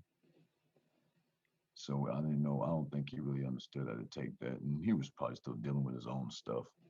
Yeah. But still, so yeah, that's how that happened. But my baby brother, man, shout out to my baby brother, Integrity Insurance. But my baby brother, man, I'm so proud of him. He came and visited me while I was in Baker acted, and he said to me something that always stuck. He said, "Big bro," he was like, "Big bro, I love you, man." He was like, "You're still my hero." And what I don't understand how you could do this to yourself and how you did it, but the same drive that it took you to do it, if you take that same drive that I know you have and you apply it to something positive, it's limitless. And what That's my what your baby brother brother, said to you. my baby brother said that to me, and I promised him I wouldn't do it again. I promised God that I wouldn't do that to myself again, no matter how hard it got for me. And I've never tried to kill myself ever again, and I won't. Mm. And then, I got a beautiful son now. He's 5 years old. I wouldn't. I mean, if I had actually, did that successfully, uh, I would have never had my son. Mm. So a- a- afterwards, you made this promise to yourself that you were never going to do that again. But would those feelings still arise in you? Would you still feel like you could go to that place if you allowed it? Was the root problem being solved?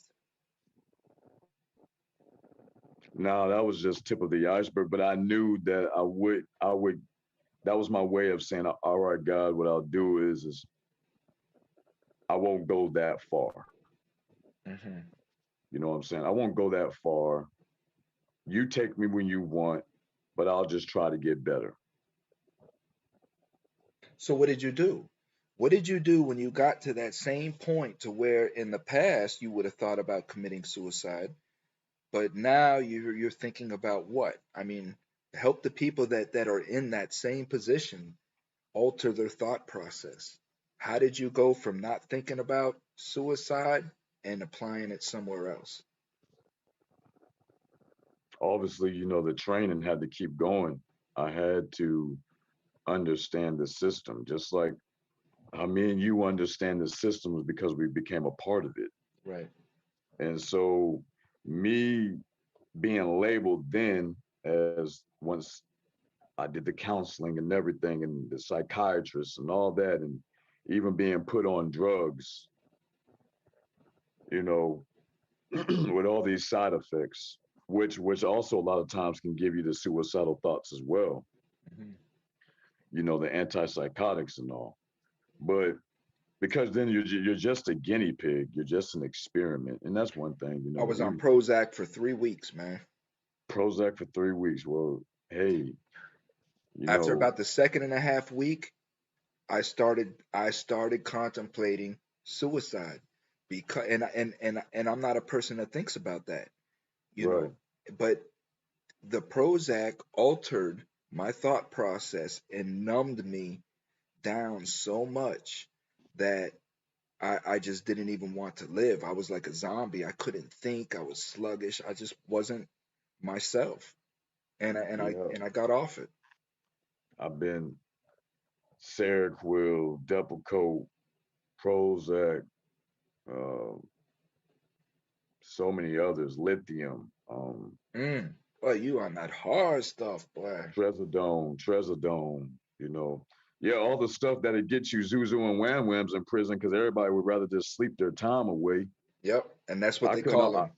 I couldn't even Zuzus and go. Wham Whams. I couldn't go to the store all the time, so I had to have a hustle. Yeah. So I had to cup the pill in the mouth to break it down into little milligrams to sell it like it's like some dope, And then just people so I buy it could, up. just so I can have me a little, icy white honey bun, or have me a nice, pocket,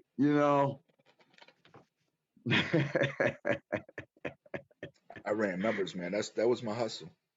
I ran Yeah, numbers for the man. bookie, That man. and making Bombays and stuff with the stuff in there. I can make a Bombay and crush the Seroquel or put the powder of anything in there and whip it, and that be in your drink. So they get the high and come down and crash so good and go to sleep. Mm. But anyway, yeah, man. So you going through the system and you go to these rehabs and you see how the case managers worked and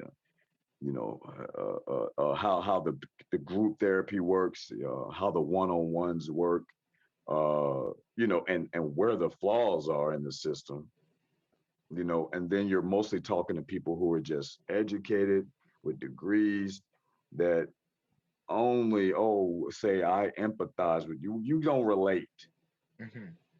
you know, uh, you, and they always asking the same questions over again. After a while, you've been on so much drugs, you can't remember how you answered maybe a last time or so many years ago. Because I mean, after a while, it's just this vicious mental up and down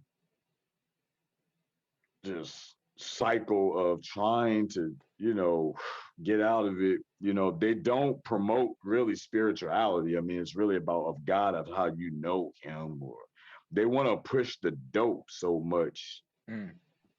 you know what I'm saying, to have you not really function so you could just be an easy check, check, check, check. Seems like Push the more dope. calm. Push the dope. He's right. He's eating now because the dope is making him eat, but I'm Right. not eating anything healthy. It's giving me the munchies. I want to have sweets all the time. I'm gaining weight that is out of my control. I don't want to work out anymore.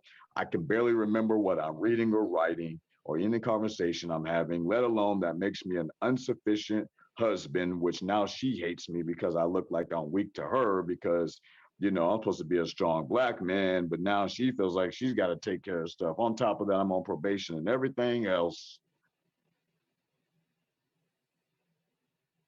Mm. Do you feel like it? I mean, do you feel like anybody ever cared? Do you feel like they would? Yeah, they're giving you the medication or whatnot, but Did you ever feel that somebody truly cared for Mordecai and his issues? Gotta slide one or three in there. There's always somebody Is a beacon. God that God will put in your path that will be able to relate, and then they're not even the counselor. They could be the cafeteria lady. Yeah, You know what I'm saying? It could have been the people that just monitor you every day to make sure lights out and stuff like that. It's never the professional. It's never the professional. It's definitely never the doctor. There's so many doctors I wish I could smack, mm, but it wasn't worth getting locked up over. But yeah, there's so many doctors I wish I could smack. I mean, I really feel like if I had doctor in front of my name, that I would just do a way better job than them. And I definitely wouldn't push certain drugs. I'd be against it. Just because you have the power to distribute doesn't mean you just do. Again, like everything else, man, it's in moderation. I don't take pills. Right, I do not right, take pills. I'm not taking no vaccine. I don't take pills. I don't take nothing these people give me because I know the agenda behind it. And it's not for care and it's not for betterment. You know, right. if you see me take a pill like an aspirin or an ibuprofen or something like that, man, I am in serious, serious pain. Almost damn near ready to go to the hospital, and I just want the pain to stop now. Other than Right. that, I just try to let my body work through it. I focus on it, I concentrate on it, I meditate on it, I pray on it. 9 times out of 10, that's all it is, and that's all you need. And and really the weed is cool. You know what I And mean? Like and the I weed is like cool. smoking weed, but then when they're probation officers and they piss testing you like crazy and they putting them stipulations on you, but then they'll go ahead and make it okay for whatever the prescription drugs that a doctor would give you, Yeah, or all yeah, right, because okay, that's prescribed. But if you piss hot for weed, you're going to jail. You know what right. I'm saying? So um, even during the pandemic, I wasn't able to get the pills I needed to my house. I mean, the pandemic stripped it all to where I had to depend on prayer, aftercare counseling, just to say I did it, even for probation, but to at least get out something, and then reading the word, and then reaching out to the healthier people in my circle now, and completely not even talking to anybody who just wasn't even positive towards me at all. I mean, my wife is not the most positive to me, but her being the mother of my child, that holds a piece to me feeling more alive. And but it's not her, it's my son. My son sees this great man. He sees his daddy-o. And there's something about knowing that being daddy-o, that or even when there was a disconnect where I couldn't see or talk to my son, but knowing that I'm going to make sure I take care of myself the best I can and become better, because there is someone that I have brought into this world that believes in me. Mm. So, I'm not on coke now. It's been almost 5 years now. I haven't been on cocaine. Antipsychotic wise, I get those pills delivered, but I ain't taking them. I have a claim in, you got to have certain things on paper to say. Um, weed, haven't, I just got off probation, but I still haven't smoked. Mm. You know what I mean? Um, but it's been like over a year now. I haven't. Um, cigarettes, stopped smoking last year around February. Um, and the stresses I'm going through right now, I really already know that a lot of that is not going to help me. So, I mean, as far as tapping into my network and then me being responsible to my group and knowing that I'm helping others and that others are the ones that are judge, non-judge, they don't judge and all. We're just healthy, trying to still do what we do. but Hmm. we're trying to stay efficient in my one-on-one counselings. I do that myself with the VA. I have a chaplain I talk to. I have a counselor I talk to. I always find time to talk to my mom because she's just positive and I love her. And I know she loves me. My baby brother. But just having a better and I work out. I try to, I go to the gym now at least 3 times a week. I didn't make it 3 times this week, but twice on the worst case scenario. But just now dealing with things on a more positive coping level and knowing that it can be done and then just helping people along the way. uh I just choose, it just gets easier to choose the higher ladder, even if the ladder's a little short. It's higher than where I know I don't need to go. Right. And then I have my podcast. My podcast is like, haven't been able to do it, but like my podcast and knowing see how the power of God works through that with people, interacting and being touched by my story, Yeah. um, helps. No, there's a lot of people out there, man, that need to hear what you've gone through, how you've survived these things, and that's why I guess I want to probe you on these because you're borderline. You're borderline between life and death. You're skating on that thin ice, and I guess I'm just trying to see what that small little featherweight was that just kept you barely to the life side. You know what I'm saying? Until until that light hit, and you realize like I'm Mordecai. Do you know what that means? Do you know what Mordecai means? You know what I mean? And things change because the person I see now is nothing what I've heard has been, So I'm meeting two different people, Yeah, you know, and for me, man, I mean that damn near brings me to tears because I know the struggle that we go through as human beings, man. Nobody wants to be bad. Nobody wants to go to jail. Nobody wants to be an addict. Nobody wants these things. We just don't know how to handle or or put together these puzzles that are put in front of us every day because we just right, wasn't given the skill set to do so. you know. And people can say, "Oh, you're blaming your parents for this, you're blaming your parents for that." That's not what it's about. It's about ownership and it's about understanding what parenting is, right? Parenting isn't just having children. Parenting is having children and teaching these children how to best survive in the game of life. And if we don't have that skill set, we're gonna fail miserably because when we leave that house, as you found out going into boot camp, nobody cares about you. Nobody cares about you, not one person.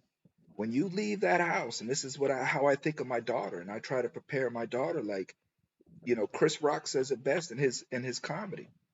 Like when son, when you leave this house, don't nobody give a shit about you. And that's the truth. They're gonna act like they do because they want something you have, you right, know. right, And as long as you're providing whatever it is, you could just be making them feel good. But somebody always wants something, and that's why they're around, And we learn this, and it crushes us because somebody like you, somebody like me, millions of others, we just want to feel appreciated. We want to feel recognized, and know that we're just cool. We're not nerds or dweebs or whatever, but like we're cool for what we like, you know. right. Cool for what we like, cool for what we wear. You know what I'm saying? And I Cool don't even for have to the dress like you. I don't have to act like you for you to right. like me. You just like me because you just like me. Well, not only that, even when it comes to doing drugs, you know what I'm saying? It's almost like I'm cool because we both do coke, you know what I'm saying? Or I'm cool because we both can go half on the 8 ball, or Right. whatever, you know what I'm saying? Whatever your vice is, you know what I'm saying? I mean, I got on whippets a few times. I was like, well, God. You know, but you know, it never anything like beyond that. But I have friends that did that I saw that weren't even cigarette smokers and then end up going down heroin and all this other stuff, and they passed away, and they overdosed and didn't even get to see 25, It's crazy. maybe not even 21 and stuff. And then here I am. I'm like, man, God, I'm still here. You know what I mean? Even the last time I did cocaine, it was the night where I got tased by two officers. They didn't know I was high. I was really being calm. I understood the provokingness of it. I mean, needing to be calm or whatever. They said there were veterans, try to make the situation seem like it was a comfortable situation. But then they infiltrated the ambulance at a 1013, and I thought it was a gun, but it was a taser. But before you know it, one thing about that military training, if you feel like you're in a threat, sometimes I would feel like sometimes you may have felt like you forgot something. You ain't forgot it. I disarmed that officer so quick and pushed him out the back of that ambulance. Before I know it, another one came in behind me, choking me.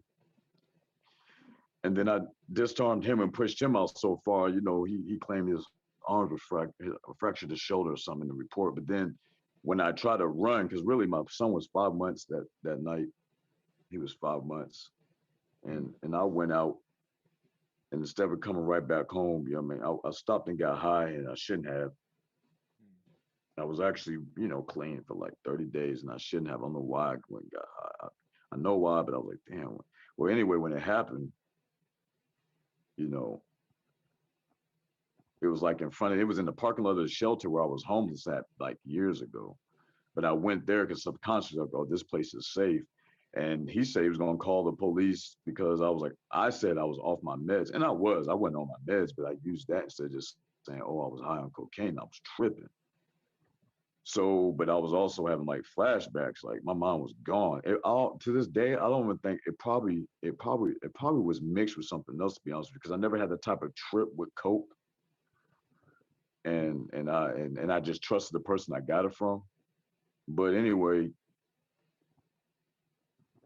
when they got there, and then after all that happened and I tried to run, the first officer hit me first, and then the other officer was like, hit him again. So two officers tased me at the same time and Darn. picked me up and slammed me on my face. And then the EMT lady was like, I need to check his heart. You just uh, tased him Yeah. and whatever. And they smacked me on the face and said, that nigga's still breathing.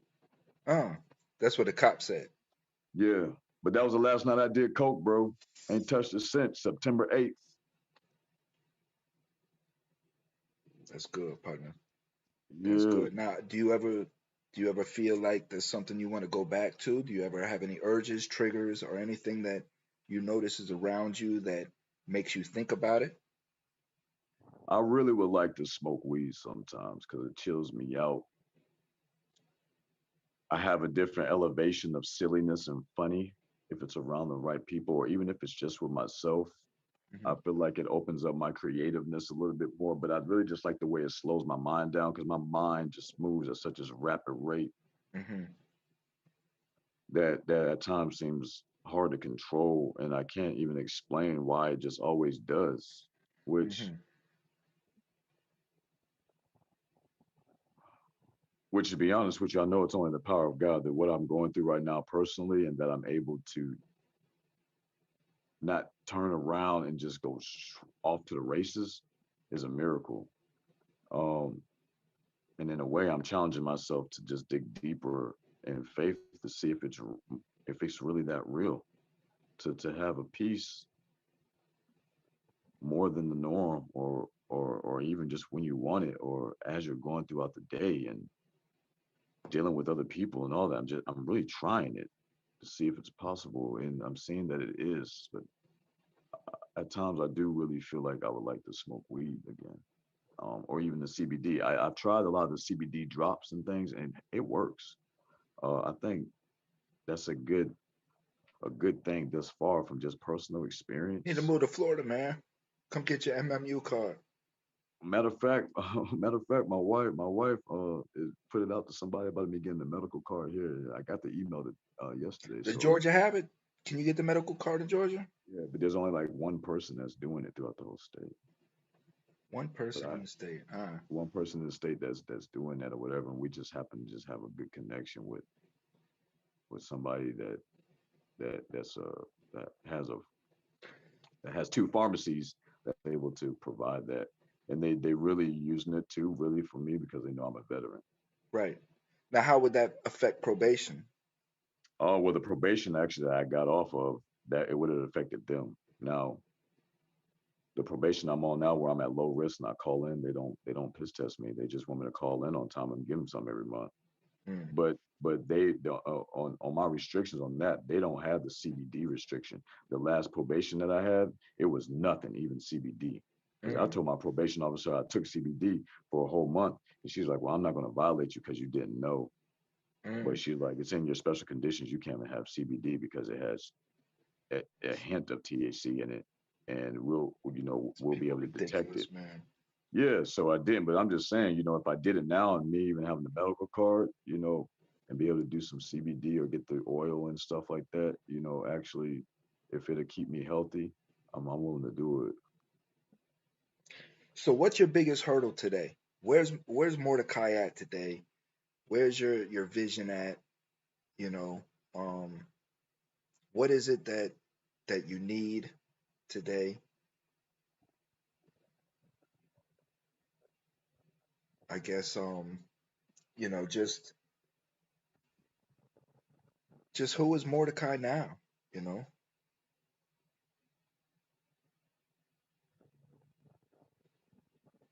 I'm definitely the person that God showed me in jail that I would be, but it's on a small scale still. Um, of course, like a lot of people out there are having financial issues and situations, and also dealing with trying to uh, hold on to a marriage that's challenging to hold on to, which trying to do that feels unhealthy for me. Um, but we're doing counseling now. Um, so I'm still that warrior, and that's what Mordecai stands for, is warrior. Uh, One of the meanings of it, and then Mordecai in the Bible being a man of the people. So I do quite a bit of community service. Just about a month ago, I said I stopped doing the food boxes that I was giving out in Atlanta. I was doing like food box Tuesdays, but I had access through the partnership or foundation with a church where a veteran is a pastor, and they were getting 1,400 food boxes in a week, and being able to get back. I killed my van obviously because now I don't have a vehicle anymore because my van motor died, but that van served a lot of people in this city. Uh, the city and of and then Atlanta. the city of Atlanta, yes, in different ways because I would just gas up, after work, I gas up at the job I can't even go back to right now because of doctor's orders, but I gas up after work every Tuesday, go pick those boxes up, man, and go run 32 somewhere different, Mm. somewhere different. Or I had drops because I developed relationships with people in apartment complexes to be able to drop 8 to 9 or just come there and let loose and empty them out. And if I could make it, then I would make a second trip. But most of the time, it was just to do 32 boxes, 33 boxes to 60 boxes a week, and that was my thing, and I really enjoyed doing that. You still do that now? No, the government cut that program, so it wasn't up to the church. It was the Biden administration that cut that program for the USDA boxes to be still be able to be have access to, so that families out here can eat, and that was stupid. The But Biden administration, not this Biden administration, not for the people Biden. yeah, well, they according to the church, they said it was a political thing because the program was actually done under the Trump administration, and so they cut it. And I still get people calling me right now asking for those boxes. There's about 7 different apartment complexes that I was serving with that, from Cartersville all the way down to Riverdale, Georgia. You know what Well, I'm the hunger saying? don't stop. That's for damn sure. Yeah, the hunger don't stop. You know what I mean? And if I had the money or wealth, I'd be doing it myself in some type of aspect. But the church is still trying to find different ways to raise money to do things, and they're trying to get some things done, to How do how whatever they much can how do. much money you talking about? How much would it take to get that back up and running? I really don't know, man. I haven't done the calculations, and I'm not even on that church board, or I haven't done the numbers. I know my mom had told me that there was a lady, or my cousin had told me too, that there was a lady up there in Evansville, Indiana. I guess she does the Feed Evansville, and that lady had to raise $20,000 just to be able to, put food out into community. So I Mm, mean, I can only imagine, they were just really in Douglasville, but I was taking the food from that church, driving from Douglasville and then driving into Mechanicsville, or I drive into anywhere that needed it. I go in Clayton County. I go right here where I'm at. I'm in Southwest Atlanta right now, is where Aaron is. I'm right here by Fairburn Road or Old Cascade, and I go off of MLK. You know what I'm saying? And go in these apartment complexes I never even been in, but they know the me as the food box guy. mm, I still call those people up too, just to holler at them to see how they're doing and check up on them. The ones who I have the number, and then they appreciate that I even just call and check up on them, even though I'm not bringing food. But in all these churches around here, you know. But as far as who I am, I'm working on maintaining my sober mind. That way, the wisdom that I ask for can be downloaded and I can put it to use. I'm definitely a loving father. I love my wife no matter what the feelings are and how things are going to work out. Um, but I'm proud of who I am from where I'm not anymore. I'm a good friend to people, mhm. and I'm a better brother. My brother just left here, from being here a few days ago, for the past few days. And my brother also wrote an email from prison saying how he's inspired and knowing that even when he does get out, because we're believing that he will get out, and whatever I have to do to advocate to help that happen, I'm willing to. But that because of me changing, it inspires him that you can have a life after being incarcerated. And so at least I'm bringing some hope to my brother. Um, and I'm just here to help anyone I come in contact with who's Well, dealt with what I've been through. give the people your sites, how to get a hold of you. Um, Yeah, so if you guys ever want to check me, you can go to www.mordecai live. You can also go to Perkai Investments on Instagram or Pure Properties as well. Mordecai Miller on Facebook. My email also is mordecai.miller@birdwellfoundation.org. You can catch me at Peachtree Corners, uh, Georgia, on Thursday nights from 6:30 to 8. I do go into 8:30 range, but for peer support, counseling, if you're dealing with PTSD, trauma, mental health, substance abuse, you want somewhere safe to talk about what's going on. It's free at no cost. Veterans and their families, and first responders and their families, or just anyone who has that situation. If you need treatment, um, and even if you have insurance, we can get you into retreat behavioral rehab, which we have a partnership on that's all along the East Coast. So inpatient or outpatient accountability services that you need. I'm currently about to finish up now. Thank God for Thomas putting me on with a brother named Lee Robbins, who's doing a lot of big things with reentry mhm. for incarcerated people re-entering men, but working on the women as well. But as far as me talking about the brothers, um, and I mean brothers, period. I'm not talking about just me as a black man. Mhm. But as far as you coming out of incarceration and needing life coaching, and also needing the resources to be able to, uh, to build your life back, whether it be with jobs, whether it be with housing, whether it be with becoming an influence in society, so that we can empower each other and help keep all these things from happening to us for unnecessary reasons, or just being able to rehabilitate after our bad decisions or messed up situations that we've been put into or we've created for ourselves. So yeah, y'all check me out. Spiritual Rehab by Mordecai is on iHeart, Spotify, Google Podcasts. That's my radio show.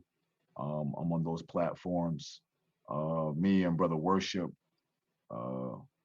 we just want to uplift people. And then also I use that for advertising, businesses that are doing great things or people who want to come on and talk, as well as like what Thomas is doing with me right now. We're currently can't get in the studio because of lack of equipment. Um, and if anybody out there want me to try to be an extra in something, like my brother Thomas here, I'm available. I don't look all ugly and dark and gloomy like I used to when I was out there on that stuff. Yeah, So, if my looks can get me somewhere to open up other doors for other people, I use that. It's just a blessing to be here still and be able to have this opportunity to be with my brother Thomas. And I believe that me and him are going to do some big things together. And I really respect what you do, brother. I mean, when we get out, everybody always says you can't forget those inside. And I feel like, what me and you are doing right now is a representation of that. It's going to take a lot of work, a lot of grunting, a lot of labor, to help these souls get saved. But, I believe that you're part of the mission, man. And we just, we can do this. yeah. You know what I'm saying? Ain't We no can do this. question, man. I appreciate that. I really do appreciate you saying those things, brother. And for me, it's just about truth. I sit back and I watch a lot of these prison shows. These guys got these shows, man, and they're just false prophets. As anything else, you're always going to deal with false prophets. And these guys are out here collecting money from people under the pretense that they're doing things for prisoners, but they're exploiting the prison experience so they can get likes and subscribes and get a little bit of money, that way. And I don't like that, And some of because them never even been inside, bro. some of them never been inside. They've been inside for a minute. They're trying to portray that they're hardened killing Yeah. criminals, and Yeah, but the man. point of it is that they're taking the money, exploiting all of this, and none of it is going back into it. From these Right. guys, they're just not doing. There is a few. I do want to give a shout out to Chad Marks, his station, because he does a lot. He's gotten people out of prison.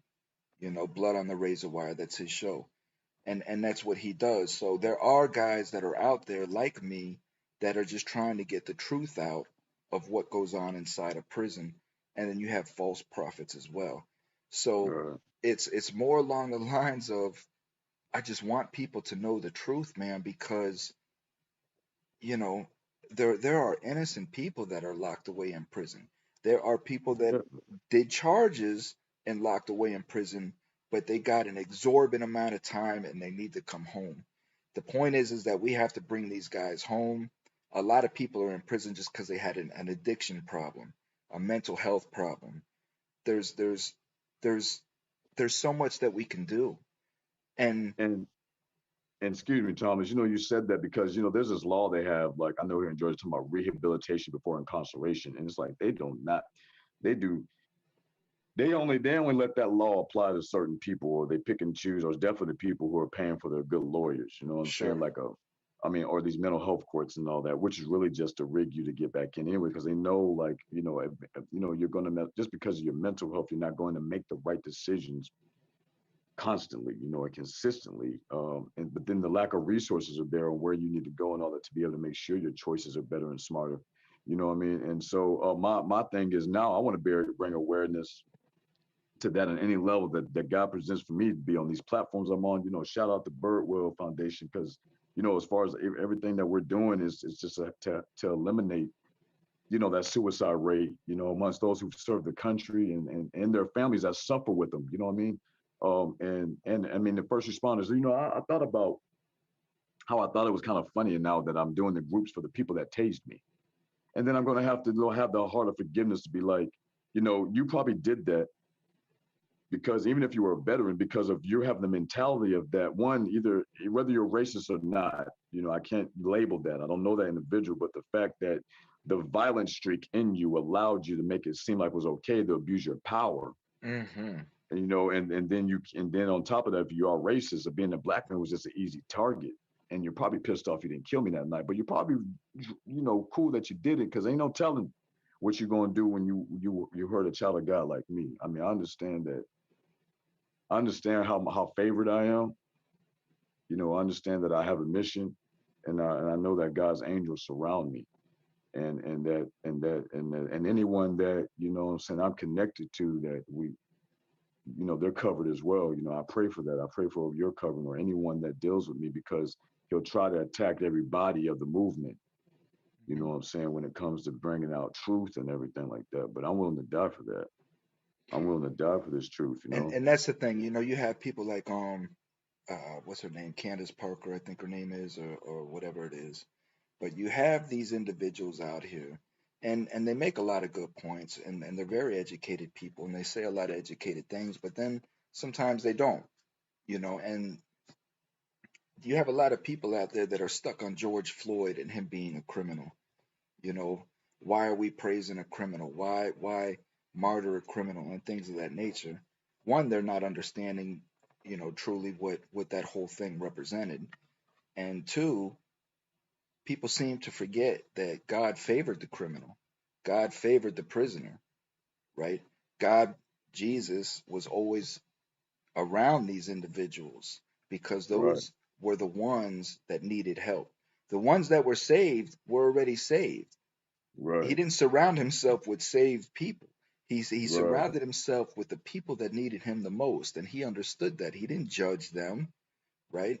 He understood them, that they were people that are filled with love. They're just misunderstood, right. so Amen. why people want to sit around and criticize and minimize our life experience, or say that we're just not worth as much martyrism, or as much love from other people, because we're convicted criminals, or we're drug abusers, or things of that nature, right? We're humans, and we love, and we want to be loved, and we just have a hard time dealing with certain issues that others may not. So, Mordecai, man, thank you for opening your life. Thank you for sharing these things. We do have a lot of things coming. You're part of the team now, brother. You're on the Free Me team, man. Won't free me. You know what Yeah, I'm man. saying? And my mission is to unite America. My mission is to bring all of us together, just like how you and I came together and joined up.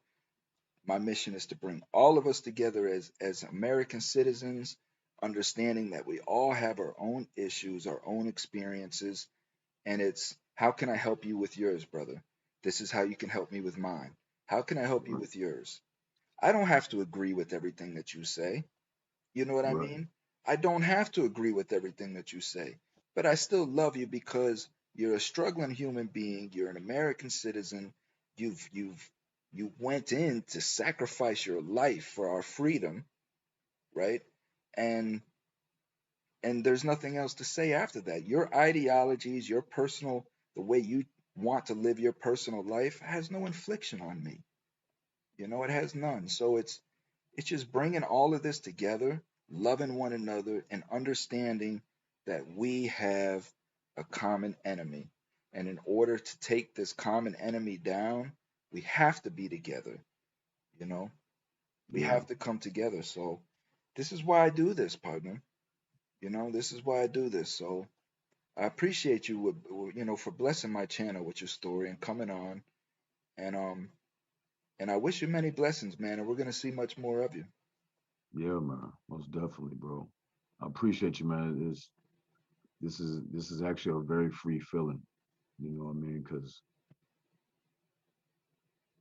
all I want to do is share it. Hey, And man, and I'm here for you. If you ever need Mordecai, and I'm saying this from the bottom of my heart, if you ever need a platform, you ever, listen, Thomas, I need to talk. Let's go on live, or just talk to me personally. I'm here for you, partner. I really am. share it, man. Yeah, yeah. Same here, bro. You know what I'm saying? It's all good, man. For real. Same here, man. I thank God that right now, you know what I'm saying, I'm not working, you know what I'm saying? I mean, I have a job, and it's just, I got to wait on this disability stuff, but it's been never to I've had more time to be able to connect with people and listen and share, and the price of it is not in what I'm not even making.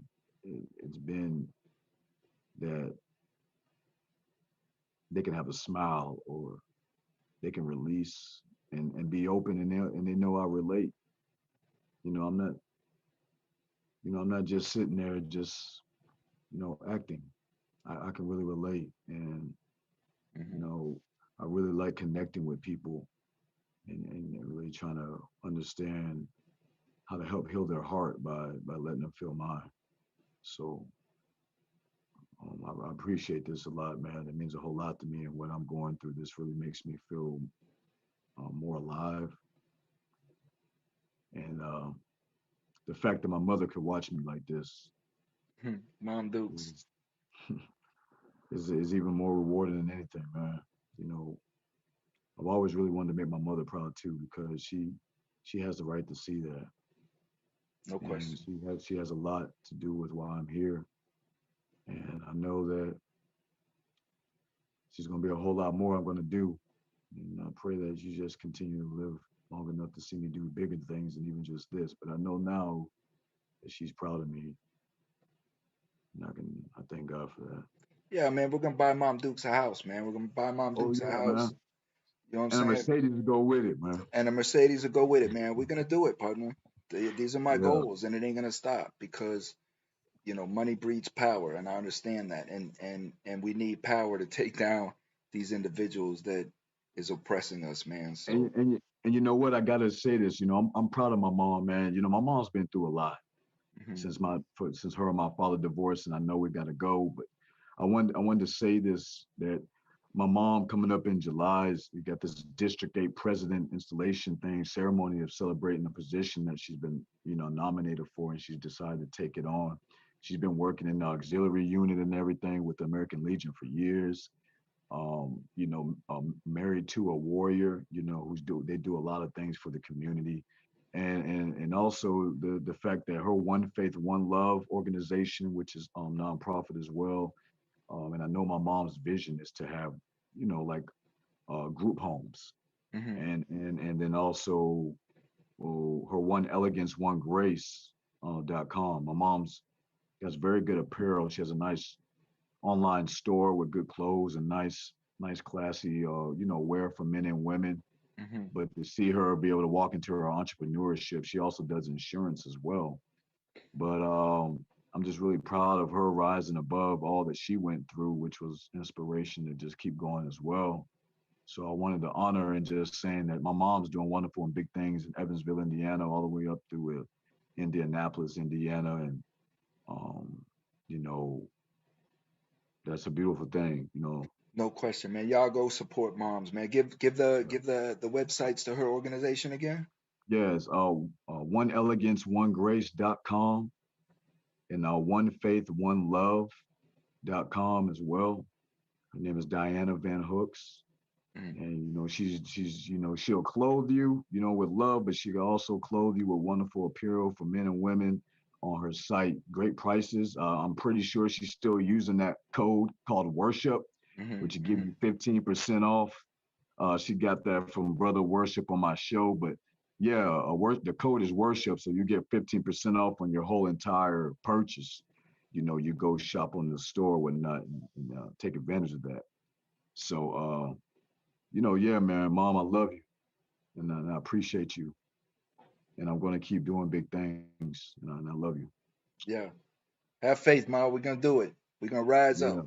yeah, yeah. All right, Mordecai. Till I see you again, partner. You take care, man. Be your best self, partner. Put smiles on people's face. But like I told you that day, right? Always remember, you come first. Mordecai comes first. Mordecai can't help people if Mordecai isn't helped. You understand what I'm saying? So each morning, what I tell you, do your affirmations in the morning, brother. Have Yeah. you looked yourself in the face and told yourself that you love you? Oh yeah, definitely, bro. Especially that cut. I looked in the mirror today. Ah, Dang, I was like, man, Mordecai, you handsome today, bro. Like that's you handsome ego. today, I'm not man. talking about ego. I'm not talking about no, ego. I'm messing with you, bro. But no, I mean, I did look at myself in the mirror today, and definitely, told myself this was gonna be a great show. I told myself that, you are looking good, man. I mean, there was times, God, man, I couldn't even look at myself. Yes. You know what I'm saying? So, ego aside, most definitely. But I'm glad I can look at myself and say, man, you looking healthy, man. Yeah. And You know, that's what we need to do every day, man. It's okay. It's okay. It's okay to get in there. Again, you're not looking at your, and I know you were just jeffing, but right, you right, know, it's not okay to sit there and talk about how beautiful you are as you're shaping your beard, or you're putting on your mascara and things of that nature. It's looking yourself in the eyes and seeing nothing physical, but looking in your right, pupils, looking deep into your soul and telling right, your right, right, soul right, that you right, love yourself. You right, know what I mean? That's the difference. When you're looking at your features, talking about you love yourself, that's ego. When you're right, looking in right, your right. eyes and you're telling your spirit, your soul, that you love who you are, that's God. And always speak through God. So until the next time, brother, man, I love you. Take care, man. If you need me, I'm here for you, okay? Bless, man. I appreciate you. And thank you, everybody, for tuning in to Free Me TV. Y'all keep supporting.